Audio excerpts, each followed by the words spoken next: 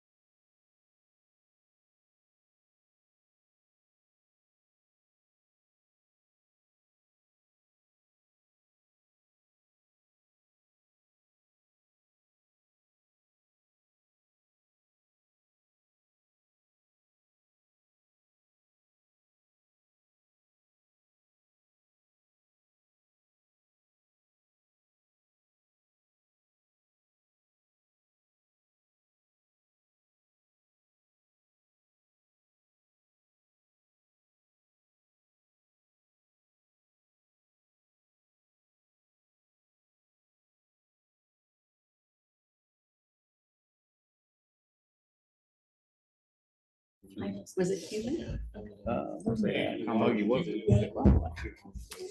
No, somebody We're right on the lake.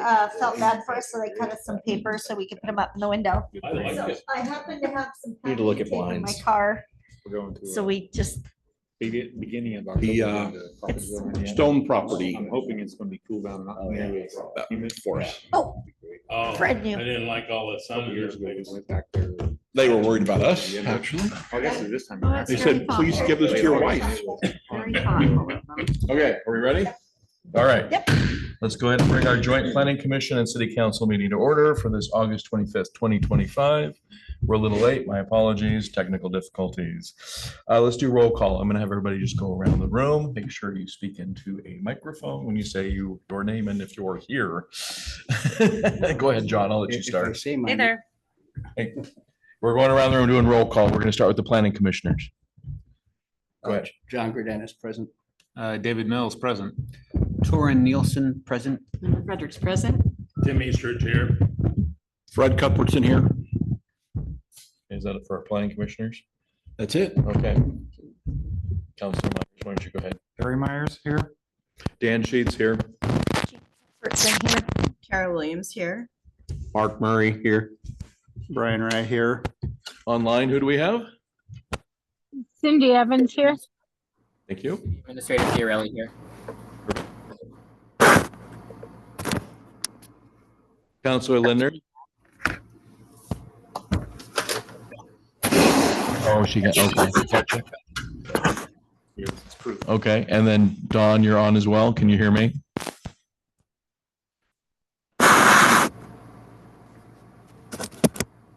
You having problems with the speakers? I can see they got little red. There we go. Anyway. She was muted. Okay, so who on Zoom can hear me? I can. Okay, you're really low. There she is. Okay, I can. okay, good, thank you. TJ, can you hear me okay? Yes, Mayor Sheets, I can hear you.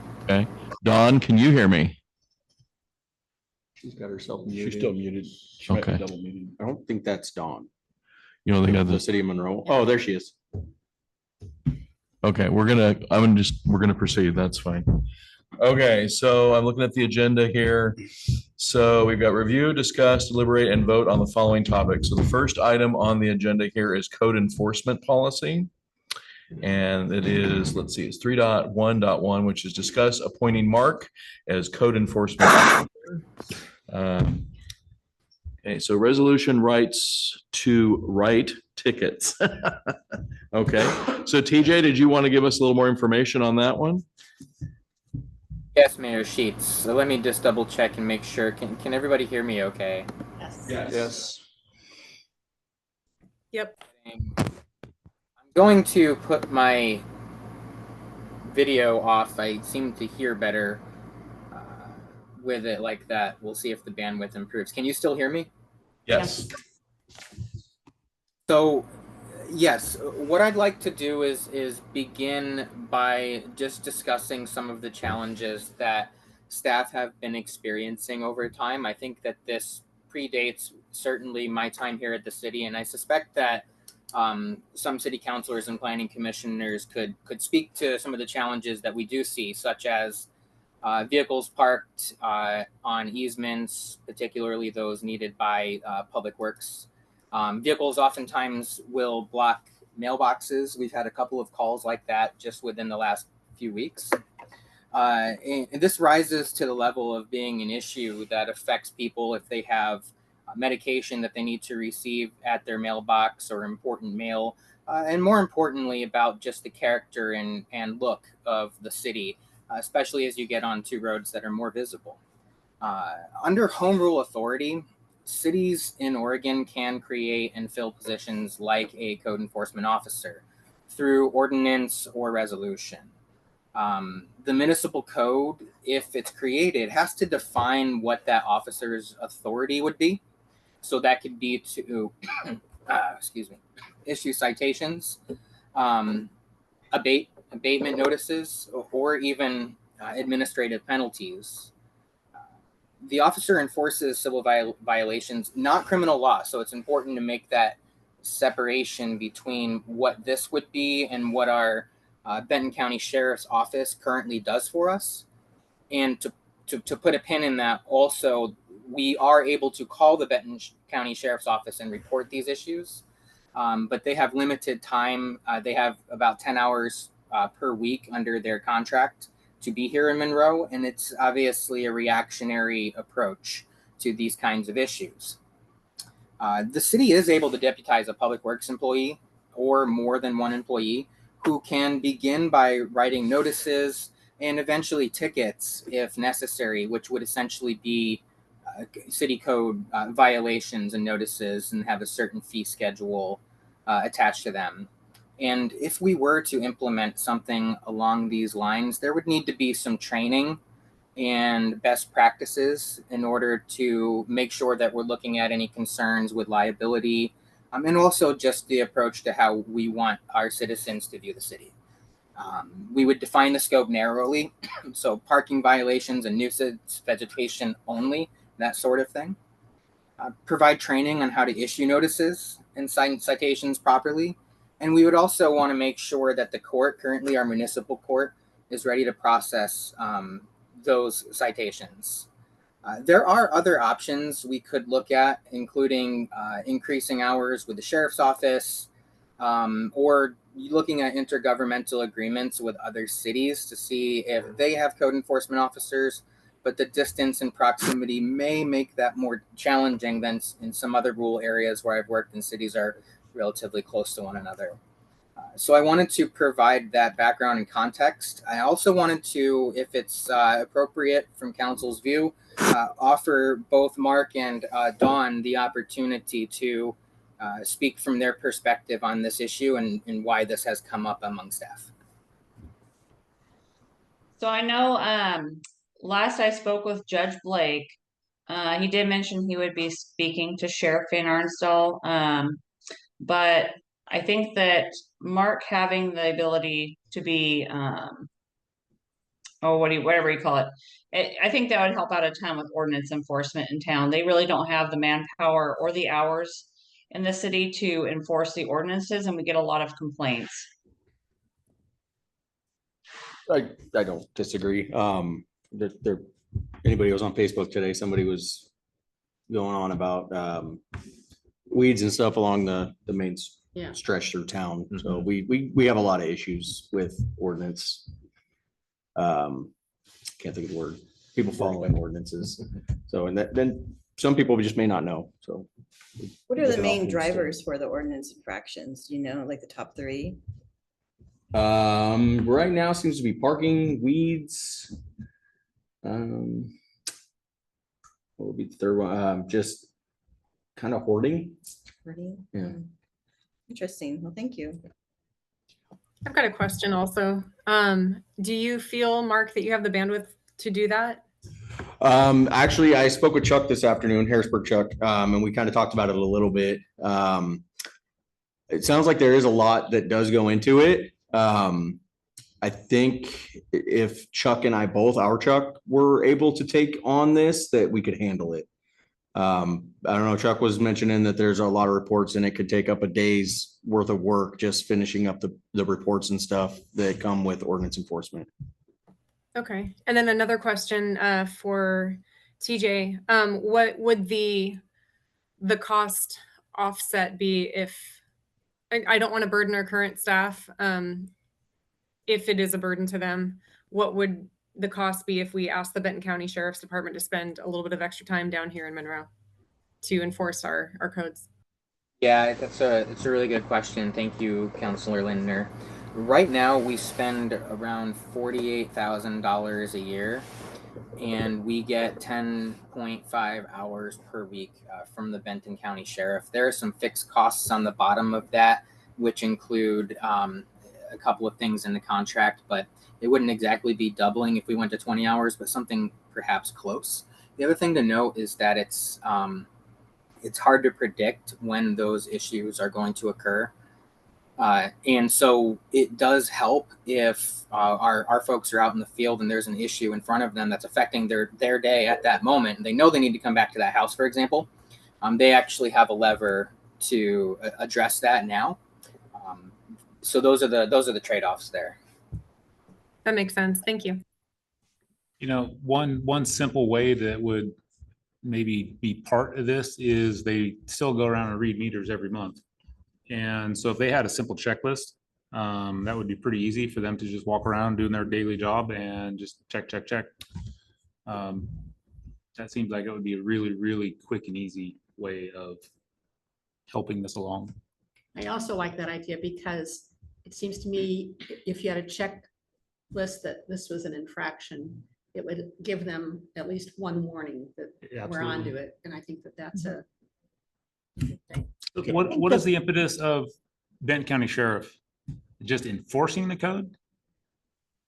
Is that the impetus behind it? Yes, that is correct. Currently, our contract with the Benton County Sheriff is that they provide 10.5 hours to the city, and that includes enforcing these types of codes. I want to venture to say, though, that perhaps the council's intent with the Benton County Sheriff's time is to look for those kinds of issues that rise to, unfortunately, criminal issues or other things that we want to keep our neighborhoods safe from. And so if they're looking at these kinds of issues, it might split them away from those larger issues, if you will, or at least focus their attention away from that if they're looking at code enforcement. Councilor Cuthbertson?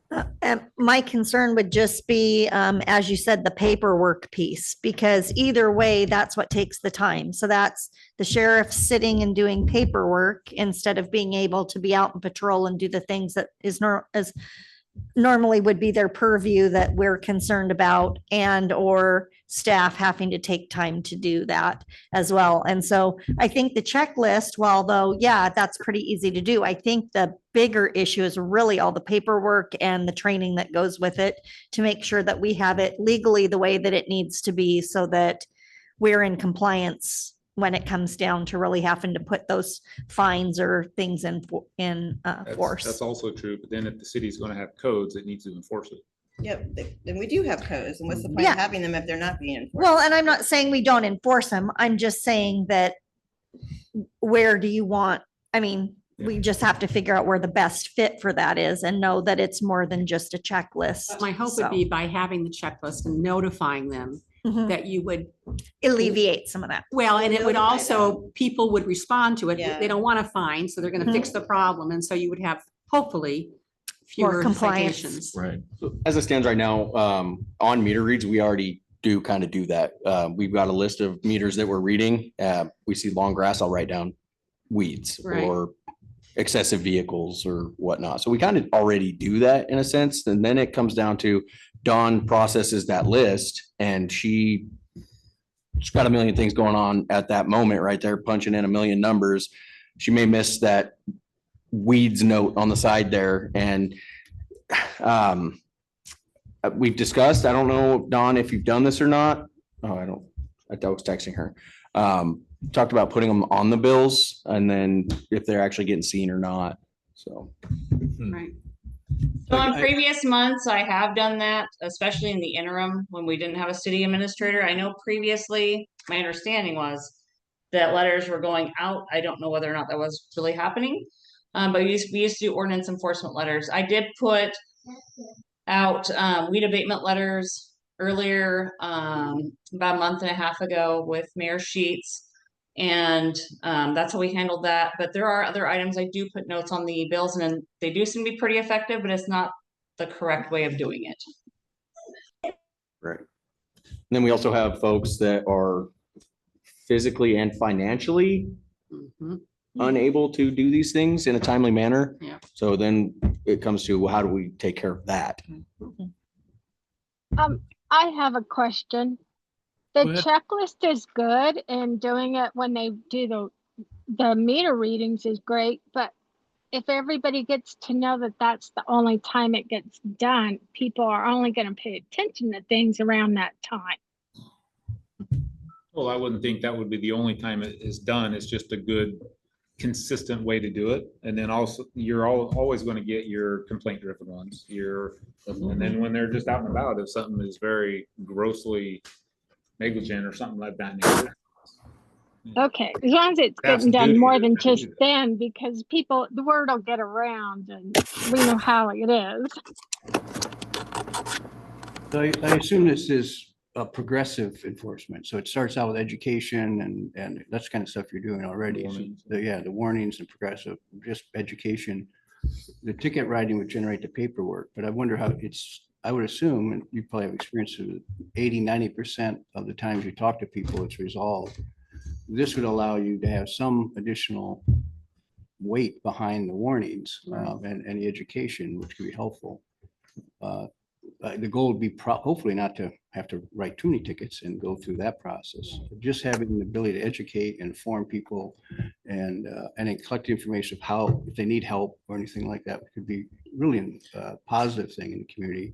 The only thing I'm worried about is we don't want to put you in a situation where you're in an uncomfortable situation without additional training and.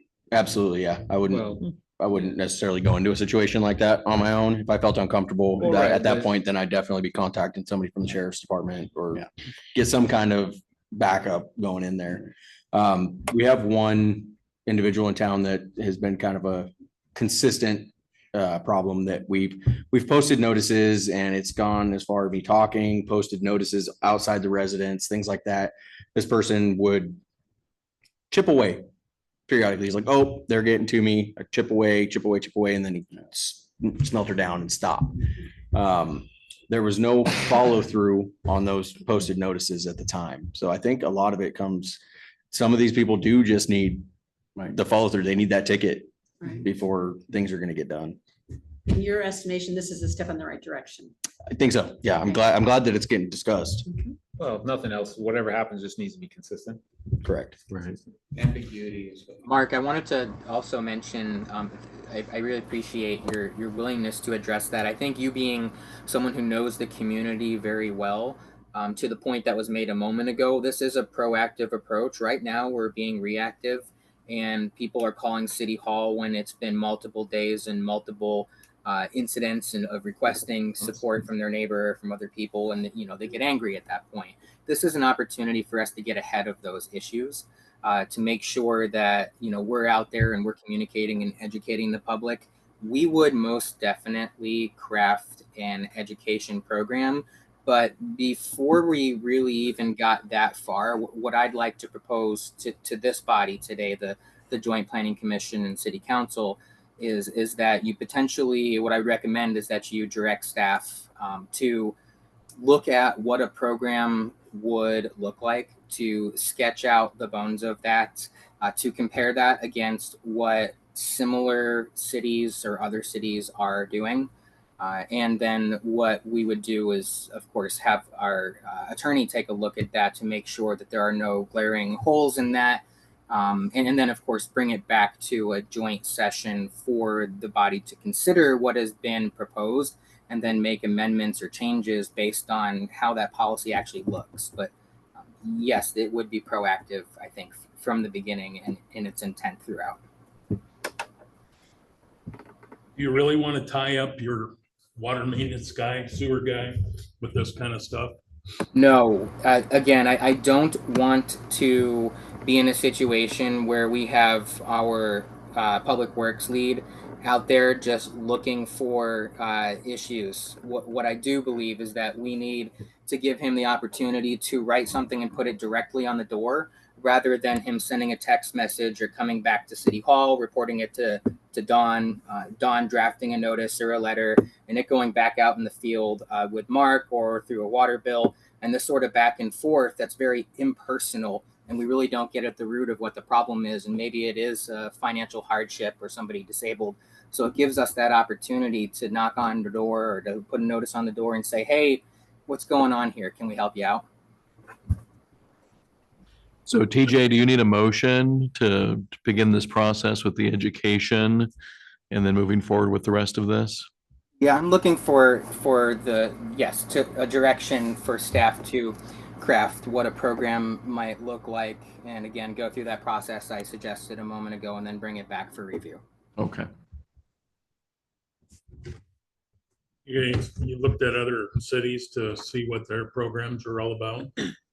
That would be for one of the first steps in developing our own program. So it would really begin with looking at what other cities have done, identify what our needs are, and what the actual types of issues that this role would be in charge of addressing, and then crafting a model policy to bring before the council, and then of course having legal review to make sure that there's no issues there. But it certainly would begin with what have other people done? What can we beg, borrow, and steal from other local governments that can help us be better from the beginning?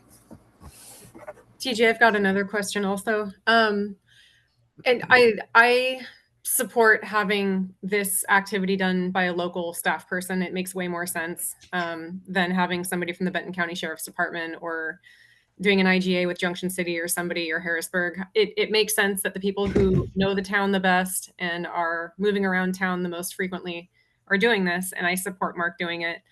And Dawn, I guess I'm wondering, what would the additional workload be? And some weeks, another 5% of time for Mark, another 10%. Like, I think we just need to be prepared to pay overtime.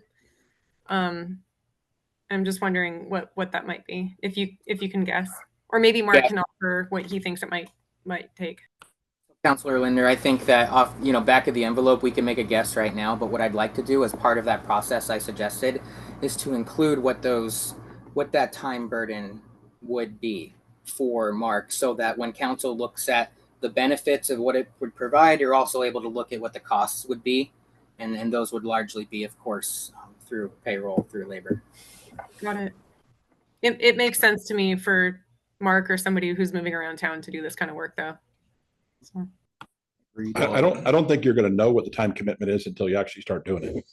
And you're not, so we can guess all we want, but until you start doing it, and then typically there's a diminishing need for it as you begin to enforce it. And I like David's point that if you have something consistent, even though people might be able to guess when you're coming, your time and travel as far as going around. And then if you just had a form in your truck, instead of writing a note on the side of your water bill, just had a form that immediately you could fill out, stick on the door, and have some sort of a notation, check mark thing, grass, vehicle, whatever.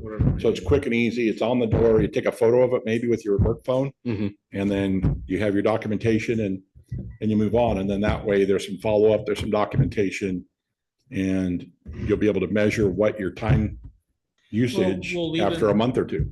To that point, I mean, there's various ways you could do it. They could just make a checklist and simply bring it back to the office, and then that's something that's processed and put in their bill. If there's a follow-up on that, then that maybe is where something gets posted on the door. Yeah, kind of an escalation sort of thing.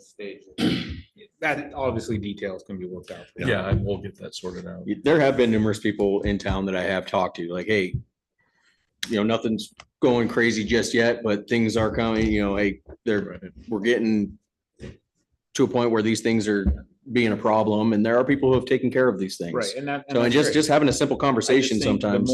The more you're going to have Mark maybe initially go up and put something on the door, he might be painted as the bad guy. You don't want to do that to him. So I would say if they get first notice through the mail saying, hey, the city is watching you, and there's an infraction or something like that, then after that, second pass could be somebody going around and putting a notice on the door. Then you can beat that.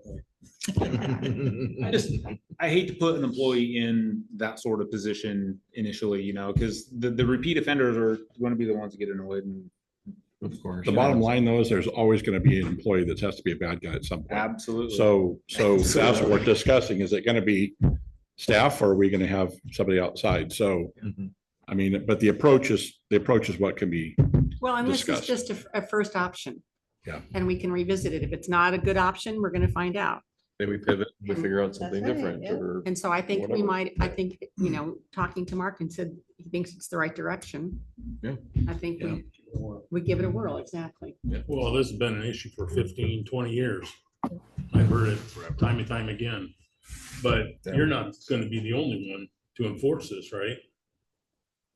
Well, it shouldn't be. It's not. He's just delivering the message. Well, yeah. So the message deliverer. Right. Okay. Right now, that's what it sounds like. Right. Yeah. Well, I like that. Give them a notice first. Yeah, ultimately, at the end of the day, the city's going to be the one enforcing, not just one person. Right. And Mark, my understanding is you're well known around town. People recognize you. You're like the friendly dude that everybody knows. And maybe it would be best if the first message came from Mark. I don't know. Right. I try to level with people. Go ahead. Counselor. So I just have a procedural question. So as we move forward, since we're a joint planning and city council meeting, is this a decision that the planning commission needs to make to What this- get to us? No, Or we're just how do we throwing. vote, or what do we do with this now? Like, So are if the we supposed to council be so wishes- voting, or- Thank you. If the council so wishes, you can direct staff through motion if you choose to begin the process of crafting that program for review by this joint body again. But because Planning Commission is quasi judicial and provides recommendations on land use to the council, it would be a council motion if any were made. Okay. So I'm still confused. Does that mean we have to So- wait till our council meeting or Do what? we do it now in the joint session or do we wait till the council meeting that follows? Council can make that decision now if you so choose, because this is not a binding resolution or anything like that. We can do it in this session. But the That's what I was motion- trying to, the Okay. I motion just want to should make sure come we from did it the right. City, not the Right. planning. Okay. I need a motion from one of the I'll make a council. motion that we direct our city staff to move forward with an evaluation process of this ordinance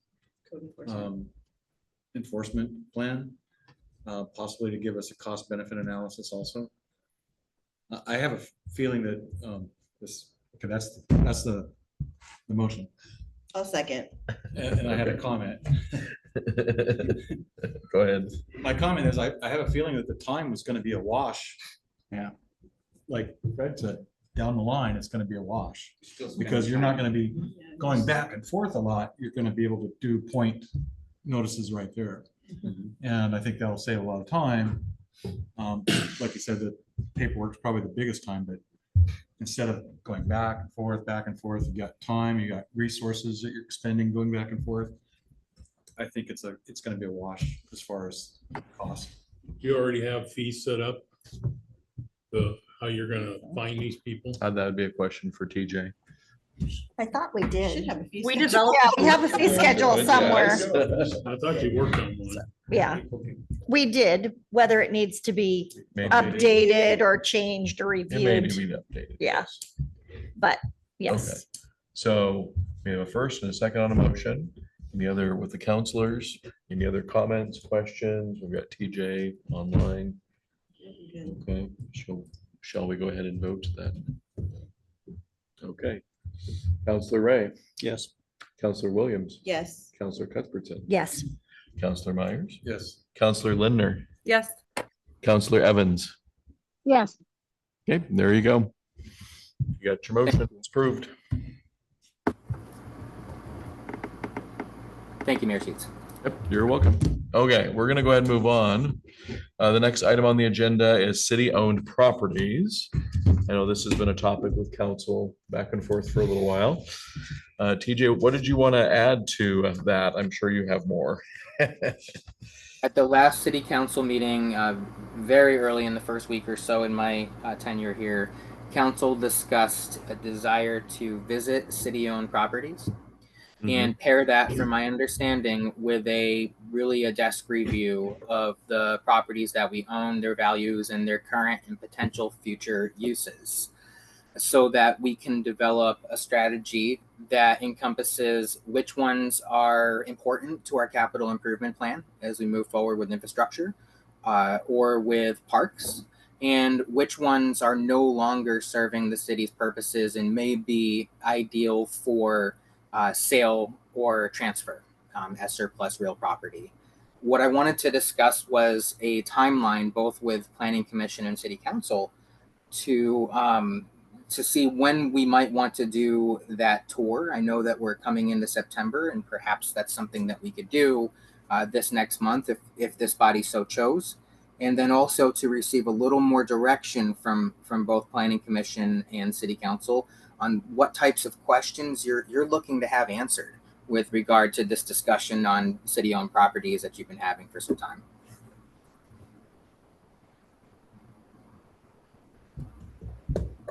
I think the sooner we can go, the better.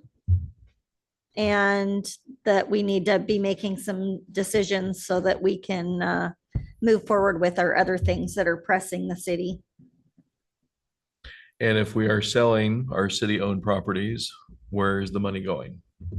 Yeah, it was supposed to, originally when we discussed it, it was all supposed to go towards our water. Right. Just want to make sure that question is clear. Clearly Does answered. it need to be in a CIP? I would prefer it to be the week of September 15th or later. I'm making my way back. We're currently in South Dakota. Oh, you're getting there. Yeah. Yeah, few snafus, but yeah, we're making it. Okay, good. Hey, TJ, does the sale of these properties have to fall under a CIP like SDCs, or is it something that can be flagged immediately for the water plant?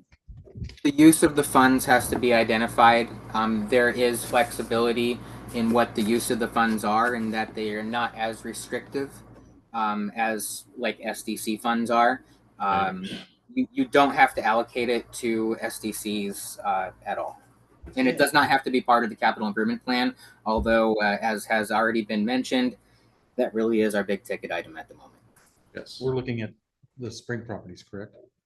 I believe that's All, correct. yeah, all the ones That that and- we had before that we toured. And the haunted house, the former haunted house Some property. of us have never toured them, and it's hard to be on city council and make decisions when you don't understand. what That's we're- why we're gonna. Right, go. and that's my Get your driving eyes on force. Yeah, yeah, Yep. so that you guys can be updated. Yeah. Unfortunately, we've been doing this for several years, so it would be really good to update it and actually do it. Follow through. Yes. There was a absolutely. bunch of property for sale at one time a few years ago, correct? Say that There one. was a significant amount of property for sale a few years ago. What happened with all There that? still is. That we have the We're- list. We still All have, of- we still have a lot Whenever- of property. It just wasn't listed for sale. I think we were waiting to get Yeah, that was actually- appraisals. That was the intent, but it never. Right, happened. it never was. So I do like the approach mentioned by the city administrator of evaluating the property as its potential of value to the city in the future as Yeah. a capital tool. So in reviewing all the properties to look at, that property, which it kind of clearly does not appear to be an asset that could be further developed in the future. But be careful about liquidating assets that could be very valuable in 5, 10, 15, 20 years from now.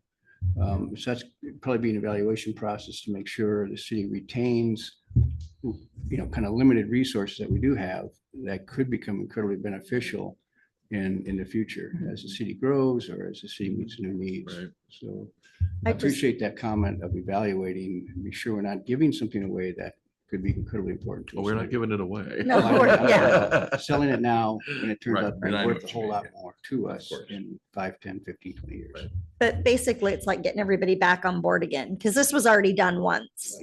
Yeah, it's been a few years. And then ago. nothing happened. Yeah. So we need to try to do it again and actually follow through this time. But I think that piece of evaluating the future asset was missed in that first go around. It'd be nice to see it. It was just put all in one bundle and it was gonna be all Is go that- sales. It was discussed, it just, we didn't have planning commission involved, but it was, the Right. council went through and we talked about all the different things on the property and if we could use them or not use them. So there was a lot of deliberation with it at the time. Are we gonna be involved in this go around or? Well, I think the planning commission should be, because we're talking about water sources, potential water sources. Well, John Correct. brought up a great point of looking into the future and stuff like that. So Well, it's kind of our wheelhouse. And I know that, so I think the only time I took a tour was before anybody else on the council was on the council. And most of the counselors at that time were just afraid of getting rid of any water source. So that's why it didn't move on back then. Right. The only one that we could get rid of was the haunted house because that water has arsenic in it. Mhm. Well, and So- there's also a piece down there that's kind of landlocked, correct?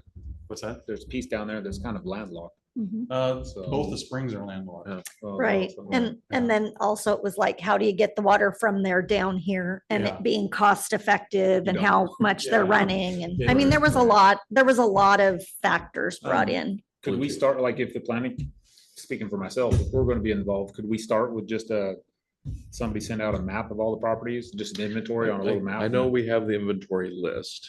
I know what a lot of it is, but I think it'd just be great for everybody. I don't know if we have a map of all of them, but we have the addresses. Right. And the So other thing we that's a need, start. right, but the other thing we need to be careful of is that there's a few of them that there's like private property to get to them. Oh, I'm So not- we I'm not don't looking want for to have permission. like I'm not 20 going looking. people going up. So we want to make sure that people know that. I want to pick this. So. Just a table that has a photo and some more. And I think, opportunity. especially at the spring properties, I think we actually do have some pictures. I think we do. I think we had reports done on. Is, On all of them. Todd and Amy still willing to trade? So I don't know if we can do a trade or not. That's another thing to Yeah. consider as well. Yeah, we're in not all of sure. this. Yeah. So So definitely that something to needs a consider. lawyer involved. It's Oh, I- likely that it might be even easier to trade, frankly, than it Yeah. would be to sell. That's, Mhm. that's actually the. Yeah, I don't know what all the laws and what the city has to abide by in the process for, disposing of property. I don't I know don't if we know can if you've trade been or up to the not. Springs, but a lot of that big timber is rotten. Yeah, I think there was Not a. very good. I think there was a report There's done on another that. consideration. It's not just about rotten timber. And I feel like I know this is a good time to talk about it, but there's also a better time in the future after we've had all the properties looked at closely. Right. There is old growth on some of these properties and some people want to protect it. Remember, the people came out of the woodwork the last time it tried to get sold. Yep. So, I remember. I'd And I like to support them, recommend. just saying. Oh, yeah, of course. I'd like to recommend a process where I believe that Planning Commission should really drive this process and feed information to the City Council by way of recommendation. And I say this because the Planning Commission is really the group that thinks in terms of land use, that thinks in terms of the comprehensive plan, which is by definition long range, as well as in our land use development code and how that applies to the things that we're doing today and in the near future. What I think this process should begin with is a refresh of that list to ensure that we have the entire list. I can develop a map very quickly of that list so that everybody can see exactly where the properties are and fill them in on the tax lot map so you can kind of see their boundaries as well. And then what I'd like to do is have Planning Commission make some recommendations about which properties we should really go put eyes on as priorities. So a priority list. And then Well, I would- also bring that to City Council to review. Go ahead. I would think the priorities would be stuff in the city limits. I mean, we talked about the spring property, stuff like that, and with all the difficulties that might be in selling something like that, that maybe that could be maybe someday item or something like that, but. I'm gonna agree with TJ that I think that makes sense for us to just enlarge the conversation as a function of our commission, our next meeting, and then bring the recommendation back to the council. I was gonna say, if we could have this added to the agenda for our next meeting. TJ, would that be possible to have that list for our next meeting? That is actually what I was hoping to have this body say, is that Planning Commission at the next meeting would review this list and begin making recommendations. During this meeting, my hope was that we set us on that direction, but also perhaps even tentatively set a date for when we might go visit some of those properties that are yet to be determined by priority. Great. There's also a priority list that was already done, so that would give you something to kind of start with. And the springs were at the very bottom of the list for that reason. So do we want to go ahead and decide on a date now, since we've got everybody in the room right now? Almost everybody. Not a weekend. Got it. Okay, so Counselor Evans, you said after September 15th, correct? That's what she said, yeah. Okay. Yes, sorry. I Okay. had to get back to you guys. I'm using my phone. Okay. I'm just looking at my own calendar. I have the 17th of September open. It could be something like 6 o'clock. I think That's we'll the one still. day that doesn't work for me and I'd really like to go. Okay, of course. Okay, Can I so ask, Do you guys want me to attend this as well, or TJ, were you gonna take them? I'll attend, but Mark, I think your knowledge is invaluable, so I'd love it if you could. Okay, so in that case, I am gone September 7th to the 19th. Okay, I'm all right, so that Pushes week's us to the out. next week. Okay, so the 22nd is a city council meeting. Yeah, and that's a good point. Council Ray bringing up is if we need to split it up into a couple different groups, For time I think we frames. could make that work. I've just got to go down to Coronado for my 2-week play Navy stuff. Okay, And all of September will not work for me. All of all September. of September? No, all of September. We have a big shutdown in September and Okay. hunting season. So That's fun. Oh, boy. you know what I'm talking about. I know what you're talking about. Half of September is gonna be that. Then we're probably gonna, Early October. What about, first week of October? That's why I was suggesting splitting it in a couple groups. That way you got people that can do it in different times. So. What about September 29th? well, Counselor Ray won't be able to. Well, I can make a recommendation on scheduling if it's helpful. Okay, One suggestion would be, and I'm hearing the idea of separate groups, thinking about how we might leverage that idea because I like it. We might be able to send out a little availability poll and ask everybody here to take that and to tell us what days you would be available for such a tour. And then we can sort you based on your availability into 2 and possibly 3 groups, but most likely 2. And we'll have the dates in front of us to know when we should schedule those, and we can confirm via email afterwards. That might be the best approach given such a large group. is that okay with everybody? That's That'll great. work. Okay, let's do great. that. Thank you, TJ. Absolutely. So my next steps, if I understand properly, is that the Planning Commission will receive a list and initiate this process at their next meeting, and that I will provide a poll for both City Council and for Planning Commission to provide their availability for a tour. That's correct. Is the planning commission meeting on the 2nd? Yes. Yeah, That's what I you assume said. so. Yep. Know if this was gonna So make sure take its that's place, but we are. Say, we could easily Yeah, go do a because that would be tour the then. day after Labor Day. Yep. All right. Okay. Anything else on this topic, TJ, regarding city-owned properties that you need from us before we move on? I feel comfortable that I've received the direction needed. Thank you. Okay, great. Okay, we're gonna go move on to the next item on the agenda. Envision Monroe.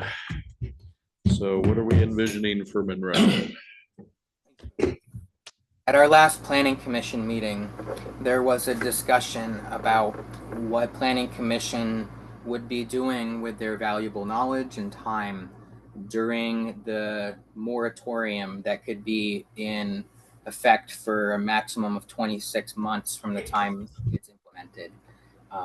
What I'd like to do, and Planning Commission indicated support for this process at our last meeting, I wanted to bring that up here, is discuss ways that we can make sure that we come out the other side of that really in great shape.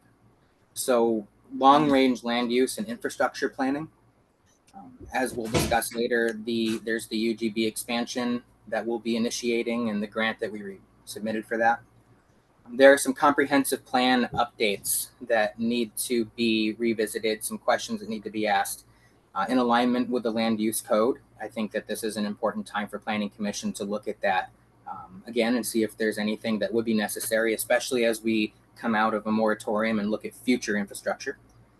And any new policy areas, housing affordability, growth management, future urban reserves when we do expand, as well as I mentioned, infrastructure coordination, so water and wastewater improvements, where they'd be located, how that might inform some of the city-owned properties that we may or may not want to hold, and how we understand those infrastructure investments and how they might shape future growth. I'm also looking at Parks and Recreation, taking advice and recommendation from the Parks Committee as it looks at the Parks Master Plan. And so some collaboration between that committee and the Planning Commission, particularly as we again look at UGB expansion, where would parks go? Where might we see more parks or expansion of parks or greenways? I know there are some multimodal paths that have been developed through planning exercises in the past that we may want to revisit. And then also funding strategies that might tie into both infrastructure and parks. We want to revisit Goal 10. So looking at housing policy and strategy, especially with the radical number of legislative changes that have happened over the last couple of years. Many of them are affecting small cities like us.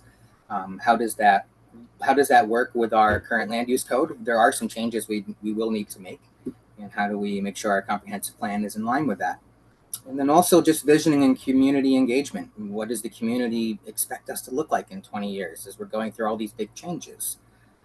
What are our values moving into the future and priorities? I know many of these things are already really well defined for many of you, and I think it's helpful to revisit those and reiterate them. But then also provide some training and education to planning commissioners, especially those who may be new. And we can talk a little bit more about that on the next agenda item, because that is something that we're going to discuss then.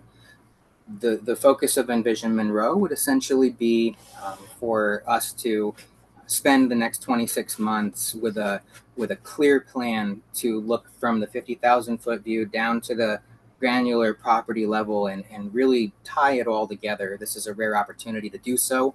And so that's the recommendation that we're making.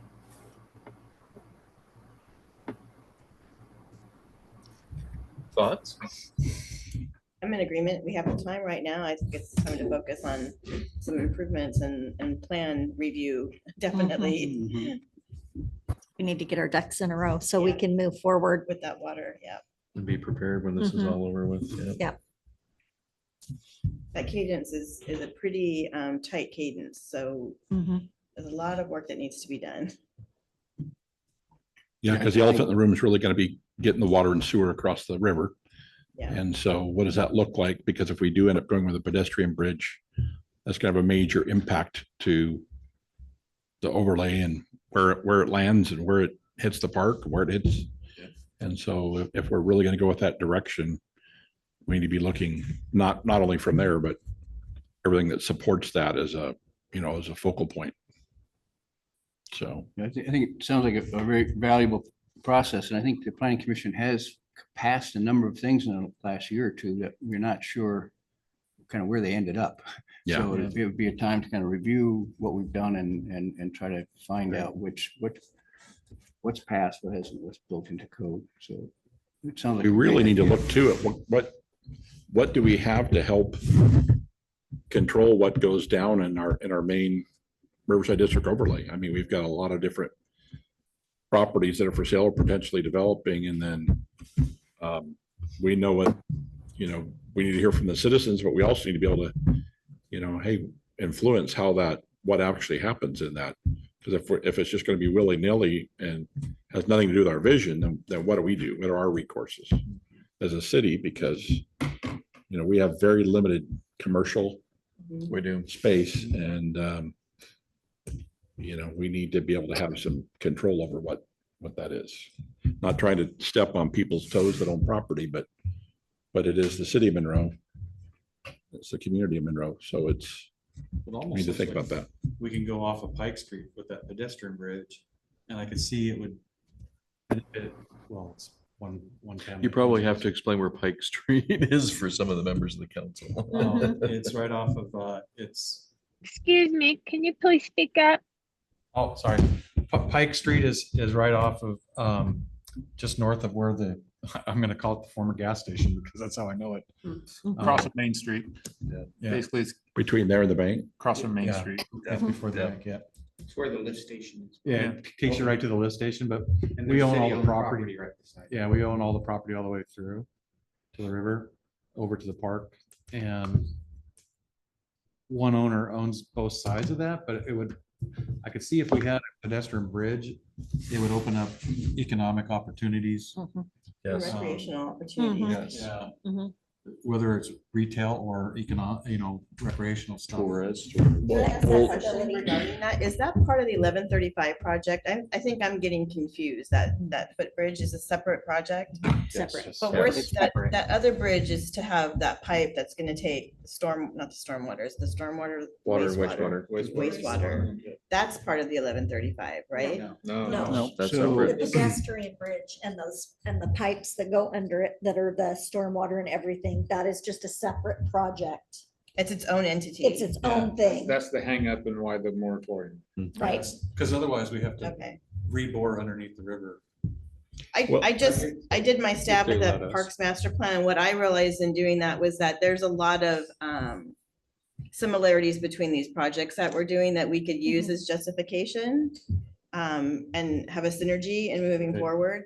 It would be really great if I could be involved in some of that stuff with the planning commission, because I'm pretty good at doing that. Counselor Williams, that is Can an I excellent. chime in real quick too? I'd like to point out that there is a potential benefit with the 1135 in that if we have already specified our plans Mhm. with the Army Corps, when they're actually doing their earthworks and their work in that area, they can actually lay the groundwork and do basically some construction for us that we would not have to pay for essentially, because it would be a Right. part of their normal process. So, I see. so we can, Okay. if we work those things together, we can take advantage of that money. Definitely. That would be it. One consideration that Commissioner Eastridge brought up was right now, we do not have handicap accessible Correct. egress to the park To any part. from the city because the bridge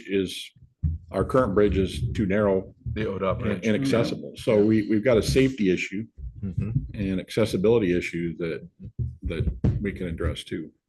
Right.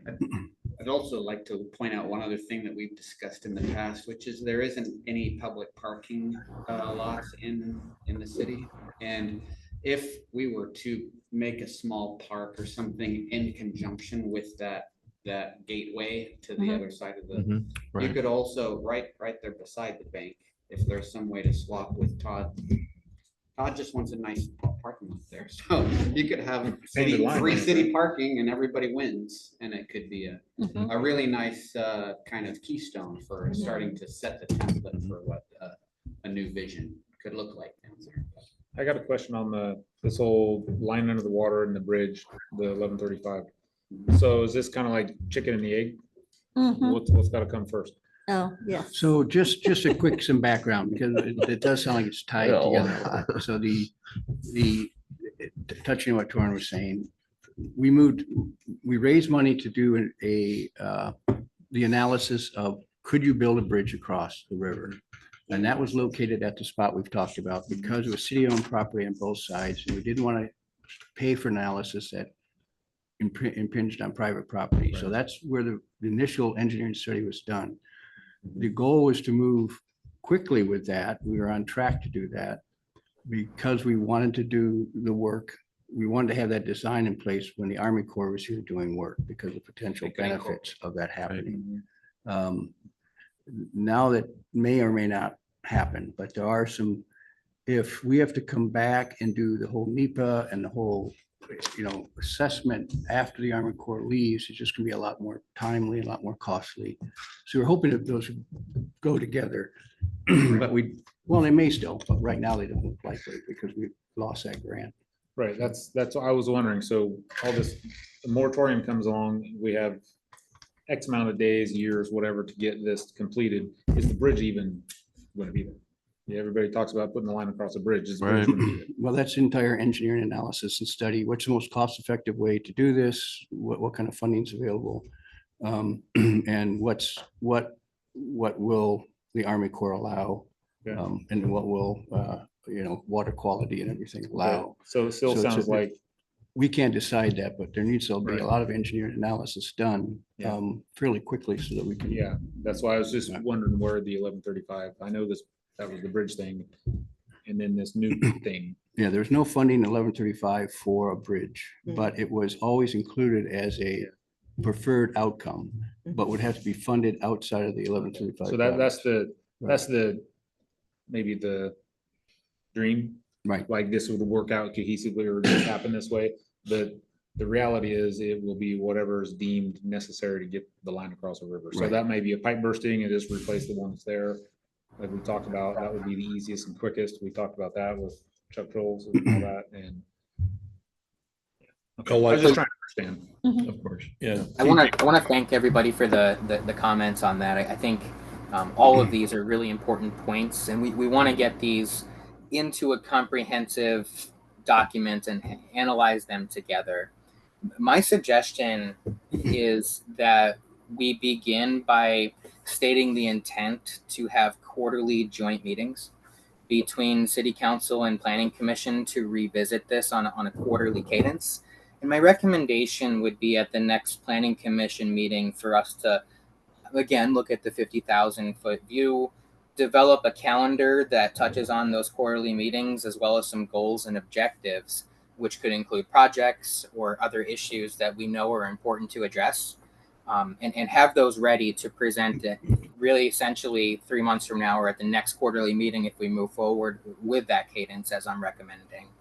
But this would give Planning Commission the ability to spend a couple of months thinking about this as really subject matter experts about land use, translating it into economic development for the ED committee and translating it into policy recommendations for the City Council, but then revisiting it again every 3 months so that we're making progress and establishing what our priorities are and making decisions on those would be my recommendation.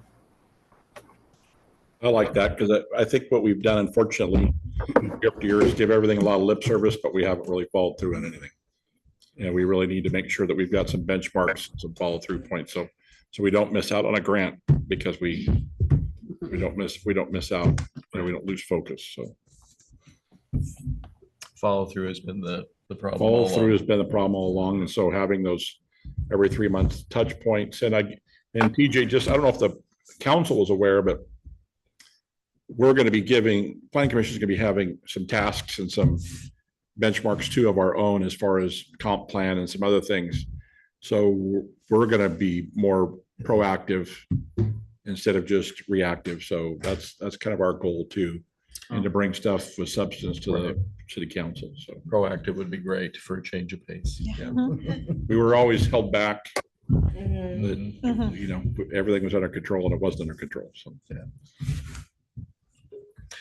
So what I'm hearing is that there's positive feedback for that suggestion, and go ahead. I think I just cut somebody off there a moment ago. You cut me off. It's fine. It was just the mayor.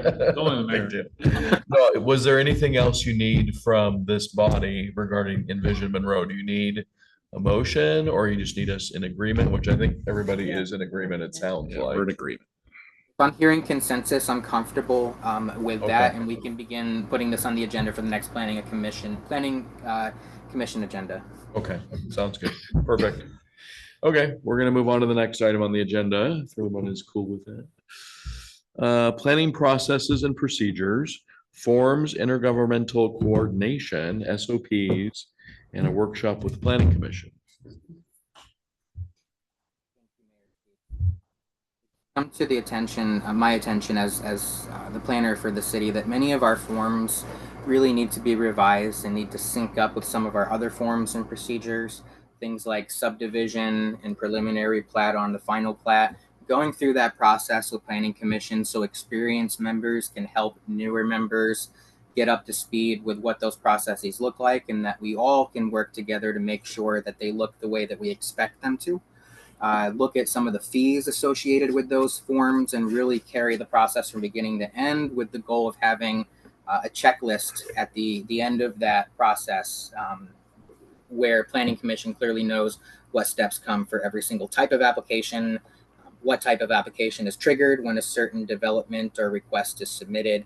And I think that this should come along with some workshops. And so I'd like to bring in Patrick Weingard from DLCD, as well as League of Oregon Cities, who both have trainings from different perspectives. It's helpful for all of us to have that information periodically over time. Even doctors, have their continuing education. And then just making sure that we understand how Planning Commission is coordinating regularly with the City Council, that they understand the quasi-judicial hearings procedure and how that information is shared from one public meeting to the next.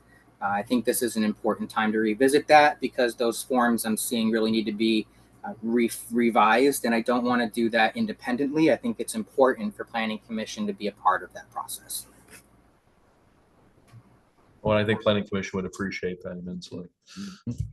No, certainly concur. We, several meetings ago, we had talked about trying to review fees as well. We did, And yep. we didn't launch that effort, but would fees be wrapped into this group of items as well? Yes, most definitely. Great. Yeah, we discussed that last meeting. Good. So there you go. Add fees. Yep, check. Yep. What I'm looking for is consensus from both Planning Commission and City Council that this is the direction that we should go in, and see if there's any questions that you need me to answer in order to make that determination. No, I'm seeing we had Good. shaking in agreement in the room. Yep. I support it. Good to move forward. Absolutely. I think we're good.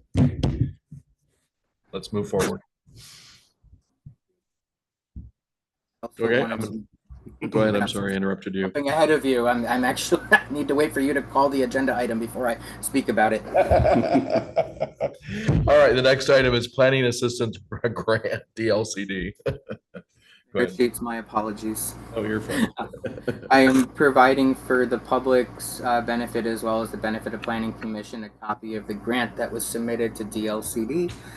We requested $48,000 to bring a consultant on and support the process and initiate it by the city to expand the urban growth boundary. There is some question remaining about eligibility, which we will work through with DLCD. And we will look at the process of expanding the UGB, which should take approximately about a year. My messaging currently to inquiries that are typically property owners interested about this is that we might expect to have applications open by the end of the year, beginning of next year. And there will be a 45-day window for them to submit those applications. The process by which we review those applications is what we're asking for money to sketch out alongside a consultant and DLCD. And so we will wait over the next couple of weeks to learn what the results are from DLCD on this grant. I also want to mention that if it is not successful, I strongly recommend that we continue down that road. There are other funding sources, and this is something that we can also do in-house with the support of Planning Commission and DLCD, although we're pretty hopeful and fairly confident we're likely going to get some funding. You're never certain. But I wanted to make sure this was presented for this body today. TJ, I've got a question on it. The grant looks great. It looks like it provides a lot of financial resource. Do we have a fund somewhere magically to come up with the local contribution? And I don't mean magically sarcastically. I mean, do we have can we use SDCs toward it? Probably not, right? Because it's not a system, but do we have a little stash of cash somewhere? Yeah, so staff time would be part of that. And so okay. my time supporting the project is part of that local contribution, the in-kind. I don't expect this to really include any actual dollars from our budget. Awesome. Okay, thank you. Good question. And TJ, it looks like reading through the grant, it looks like it may help us support some of the work we have to do in item 3.4 as well. Does that okay. Is there some bleed over from the urban growth planning to some of these other items we have to accomplish in 3.4? That's exactly right, John. Okay. John, yes, that's true. Thank you.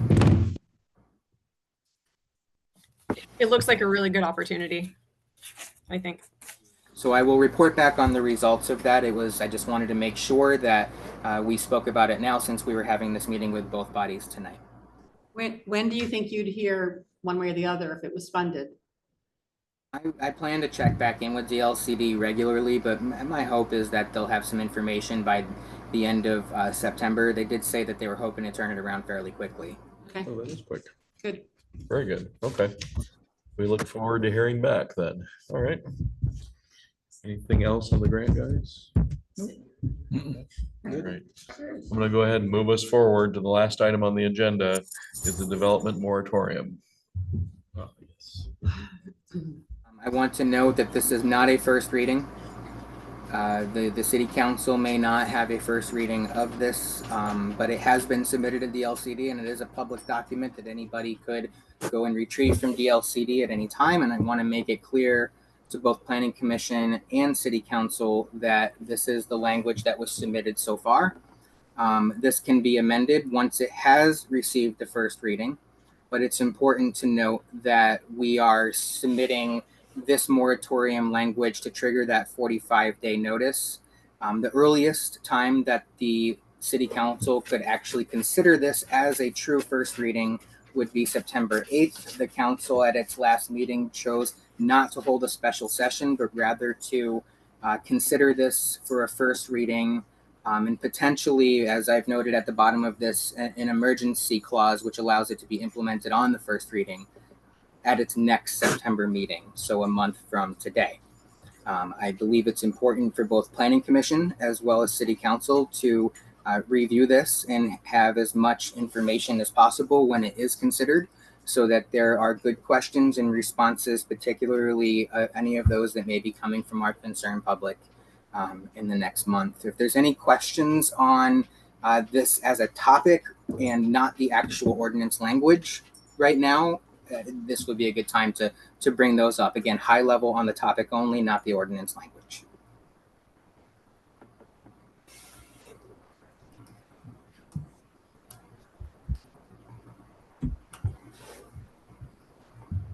Any other comments or questions for TJ regarding? I know I have a paper copy of the ordinance here with me, and Councilor Cuthbertson is reading it right now. It's also up on the screen. Don has got that. I don't know if you can read A it. lot of warehouses is. Yes, well, I'm surprised. It's like the proclamations. So the timing would be, it would be presented formally at city council at the Correct. next meeting. Correct. And the vote could not take place for 45 days after that. That is my understanding. No. So that would The, be. the 45-day clock began when I submitted this. Oh, That right. was like the fourth or fifth day I was on the job. So the earliest time the city could actually consider it is September 8th. That's when the 45-day clock ends, but you've chosen to wait just until your next scheduled meeting instead. Okay, understood. And public input would be at that meeting? That is correct. The council has the decision to declare an emergency and implement it at the first meeting. You also have the right to have a first reading and then a second reading at the next meeting if you feel that it's important to get more public input. So that is the decision of the council. So we can have a town hall then? Yes. That's what I would suggest we do. Because the thing was, we had to at least have 45 days. So we wanted to be proactive and get started on the 45 days. It can be longer than 45 days before we enact the moratorium, but it can't be less than. Right. So we thought that moving forward in good faith, we should get the 45 days rolling. But we still have some slack on when we actually put the moratorium in effect. So it doesn't have to be, that's just the soonest we could do it. Right. What I'd like to recommend is that we have a town hall meeting, and perhaps that is something city council can discuss in terms of between now and September, the September meeting, if you'd like to have that town hall meeting before the actual moratorium language is discussed, or you might choose to have your town hall meeting after the September meeting, but that would implicitly say that you're gonna actually have a motion in October rather than an emergency motion in September. I'm confused. So we had 45 days. That was when he submitted the moratorium to the DLCD. Right. And that 45-day expires on the 8th of September. It doesn't expire. Well, that's the 45-day run out. That's the minimum you need. Right. And so we decided to vote on it on the next city council meeting, which is like the third week of September. Yes, your first reading. Just, okay, that's the first reading. Okay. Could vote on it if you so chose. If you as a council feel this is such a drastic, dire issue that you need to enact the moratorium sooner rather than later, you have the right under law to declare an emergency and enact it on that very same meeting that you have the first reading. That's not always recommended, and it's also not the typical practice of councils. Usually, you'll have a first reading, and then your following public meeting, you'll have a second reading.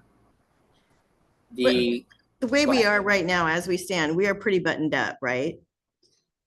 Meaning, I'm From a sorry. planning perspective, from like builders coming in wanting information. I mean, we're not moving forward right now.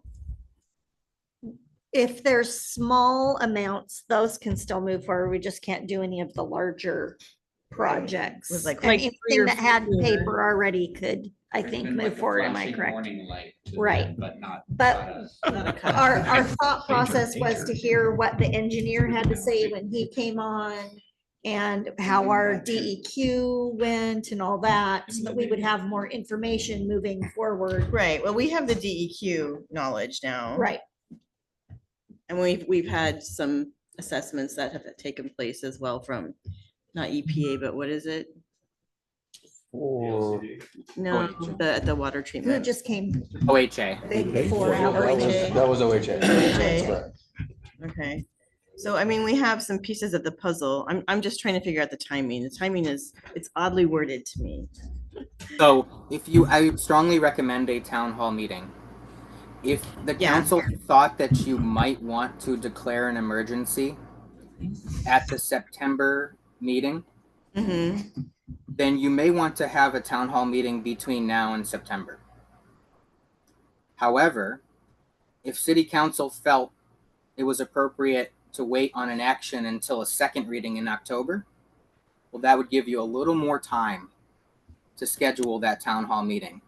In any event, I strongly recommend that city council have that town hall meeting with a good enough period of time before the actual decision date so that citizens can provide questions and feedback.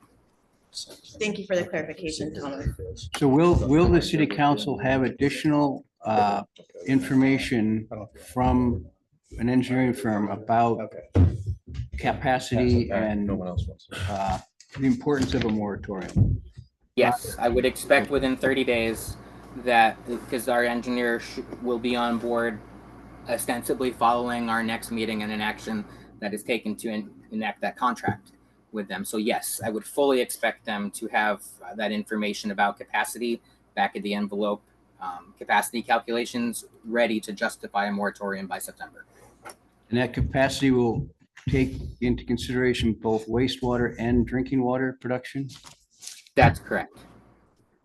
So it would make sense to me that you should wait to have your town hall until you get those additional findings. Correct. So that you can really button up your presentation to explain when somebody says, Exactly. why are we in this situation? Because So we we, really can't plan it until we have. Right. yeah, till we have the That's facts great. to present. We don't have the Exactly. facts to And- present yet. And you're assuming the engineering firm, whoever will be able to turn that around that fast?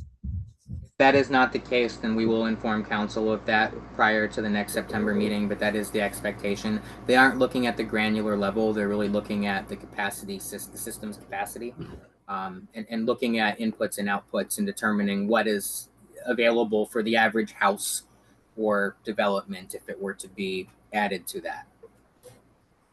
Also like to just propose that in the meantime, there was a little bit of a dialogue about this when Chuck presented his initial findings, but we should I think as a whole, as a group, really have a good shared handle on why we are in this position. So initially there's a question of why isn't this showing up in our comp plan that we had this capacity issue at the time when we made those plans?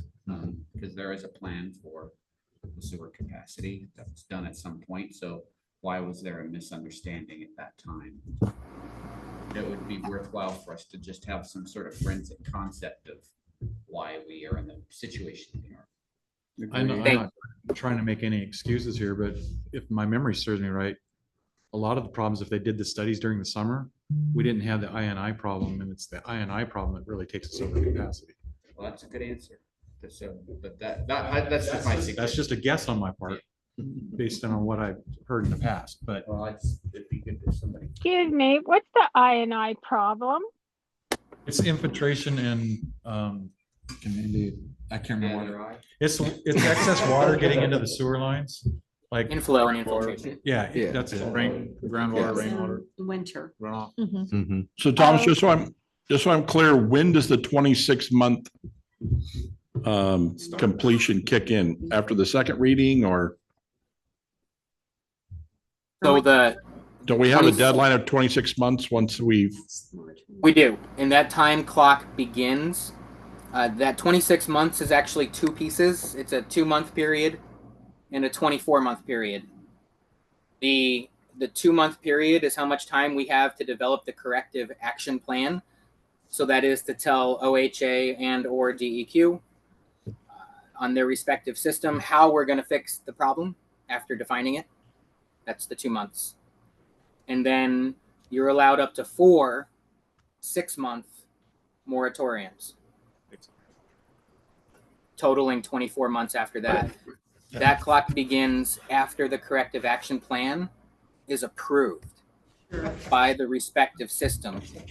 It's possible that OHA could approve their system before DEQ.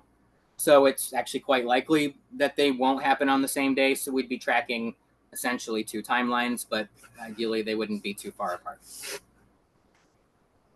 Okay, so we don't have right now we don't have a date of when that clock starts. Correct, because they need to approve the corrective action plan. What we do know is that a 2-month clock will start once the moratorium is approved, if approved. And that 2-month clock is the time in which we have to develop the corrective action plan with the engineer, with numbers, and both in terms of units of flow as well as dollars, how we're going to fix that problem. And we have 2 months to come up with that plan and to submit it. And I don't know how long they'll take to approve it. Okay. I have another question that's maybe a potentially stupid question, but who's gonna come up with that plan? Our engineer will Our develop that. engineer, because he's gonna look at flows and rates and all that good stuff. Okay, That's correct. got it. No Thank stupid you. questions. It's like, sometimes it has to make sense in here and it's hard. You assume, you don't want to. Yeah. You want the right answer. Does the engineer play any part in directing us towards funding resources? They can help. However, we have recruited some support from the nonprofit sector, as well as from our state and regional partners. I have been very busy in the last several weeks making sure that those pieces are in place, and that largely includes discussions with our economic development agencies at the federal government, the EDA, and at the state government, Business Oregon, all of whom have heard me sing the woes and issues that we are facing, and they are ready to support us. Encouraging. Okay, thank you. Okay. Anything further on the development moratorium, TJ?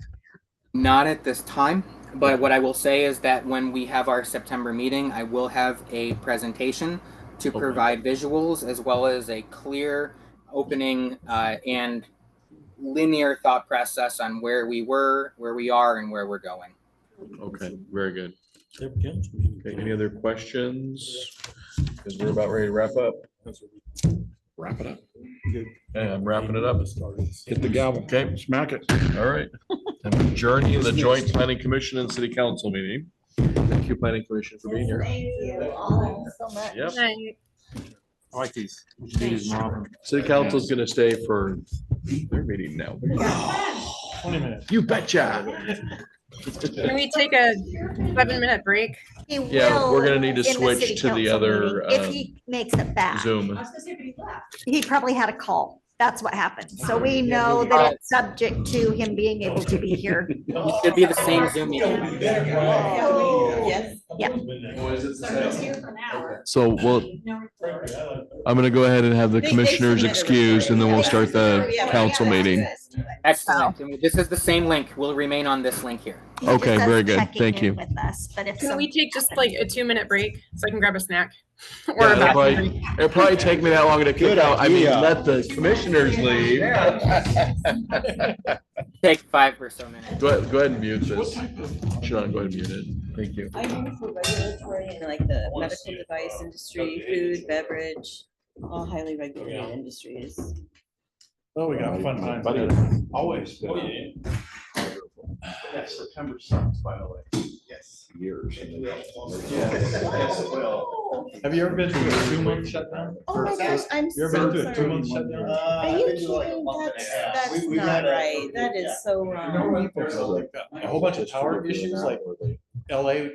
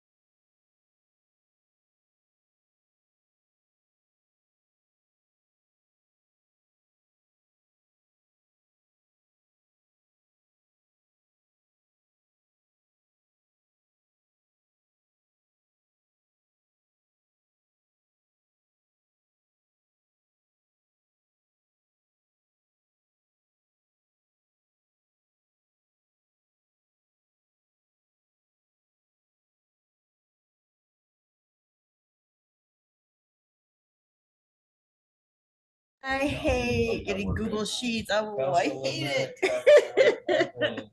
There she is. Are you guys ready to go? Yep. Yep. Okay. This is not complete. Counselors No, in the and room, that's are you fine. ready to go? It is. I mean, this first few pages are just kind of like the basic. Right. Basic, you know, blah, blah. So these are. And then these are your. I did- If I am needed, yeah, I will I did find be available some by of the phone. things, take care of a that couple things. and- Chris from the Rare program did. And these are some of the things that were the 3 pages. big takeaways from. Okay, great. Not that we have to do any of these, this is just like compiled it all Okay, together. everybody has their mics back on. Because Yep. if it's Okay. in there, we.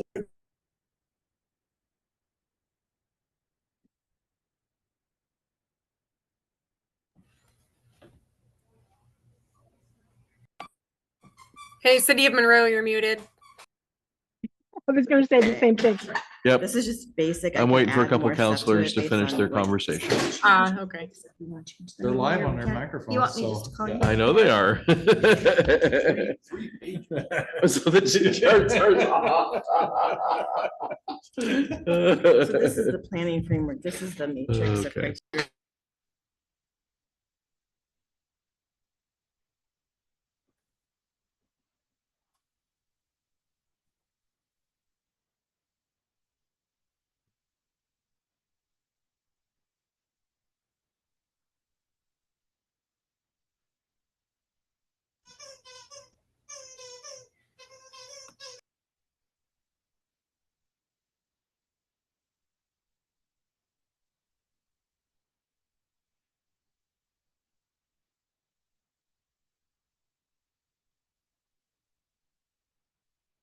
Line this, but I'm at a point now where I don't know if I want to continue because you may not like it. And if you don't, that's fine too. Yes. You adjust. Okay, we're gonna get started. I'm pretty sure my chair's sinking again, but anyway, we'll get over that. Okay, we're gonna get started. All right, okay. So I'm bringing our city council meeting to order for August 25th, 2025. Sorry for the late start, folks. Let's go and do the Pledge of Allegiance.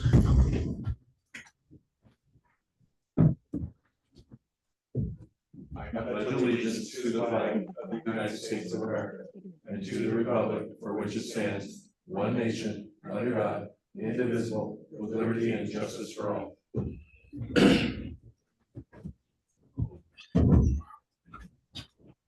Okay. All right, let me go ahead and I'm gonna do roll call next. Counselor Ray. Here. Counselor Williams. Here. Counselor Cuthbertson. Here. Counselor Myers. Counselor Lindner. Here. Counselor Evans. Here. Perfect, great, thank you. We're gonna go ahead and dive into public items and comments. Can I have one of the counselors read 2.1, please? No, I can't. Okay, sorry. I'm assuming we all have paper copies. The public comment period is designed to gain input from the public. Public comment is not intended to be a dialogue between the council, staff, and any other person making a comment. Any person who raised a question during public comment should rest assured that the city staff is making a note of your question, and the council and staff will work together to identify the appropriate city official to follow up with you directly. Perfect, thank you. Do we have any public comment this evening? You have 3 minutes. All you have to do is come up to the podium. Hopefully that microphone is turned on, and if it's not, we will. Identify yourself, and you have 3 minutes. You have a public comment, sir? It's gonna take a lot longer. Okay, we'll catch up with you after that. All right, we're gonna go ahead and move on. Okay, so we've got staff reports, updates, and presentations. Our sheriff's deputy has stepped out, so we'll circle back with him. Water, wastewater, DRC update. Chuck is not here. Mark has left as well. I don't know, we talked about in the previous meeting about the moratorium and some other things regarding water and wastewater. I don't know that do we have any questions? Do we need to bring Yes. Mark back here? Go ahead, TJ. I can mention quickly two things. First, I think we We covered in really good detail the primary issues that were being addressed at our last meeting with regard to water and wastewater. There is one note with regard to TTHMs, just providing council with notice that a notice was sent out about an exceedance of a pollutant. However, I want to make sure as a second piece that beginning next month, all departments, and that really means Public Works and Finance, will have a report that's included as a summary in writing for the council to review prior to the meeting, and that will be accompanied by Mark's verbal report as well. I gave him the option to leave early this afternoon if he so chose, because he had been here for the whole Planning Commission joint meeting, and I let him know that I felt that we'd be okay without a report this time. That's fine. Yep. Okay. I think we're okay. Mhm. Sounds like Yep, to move on. sounds great. So we're up with the city administrator report. So that's you, TJ.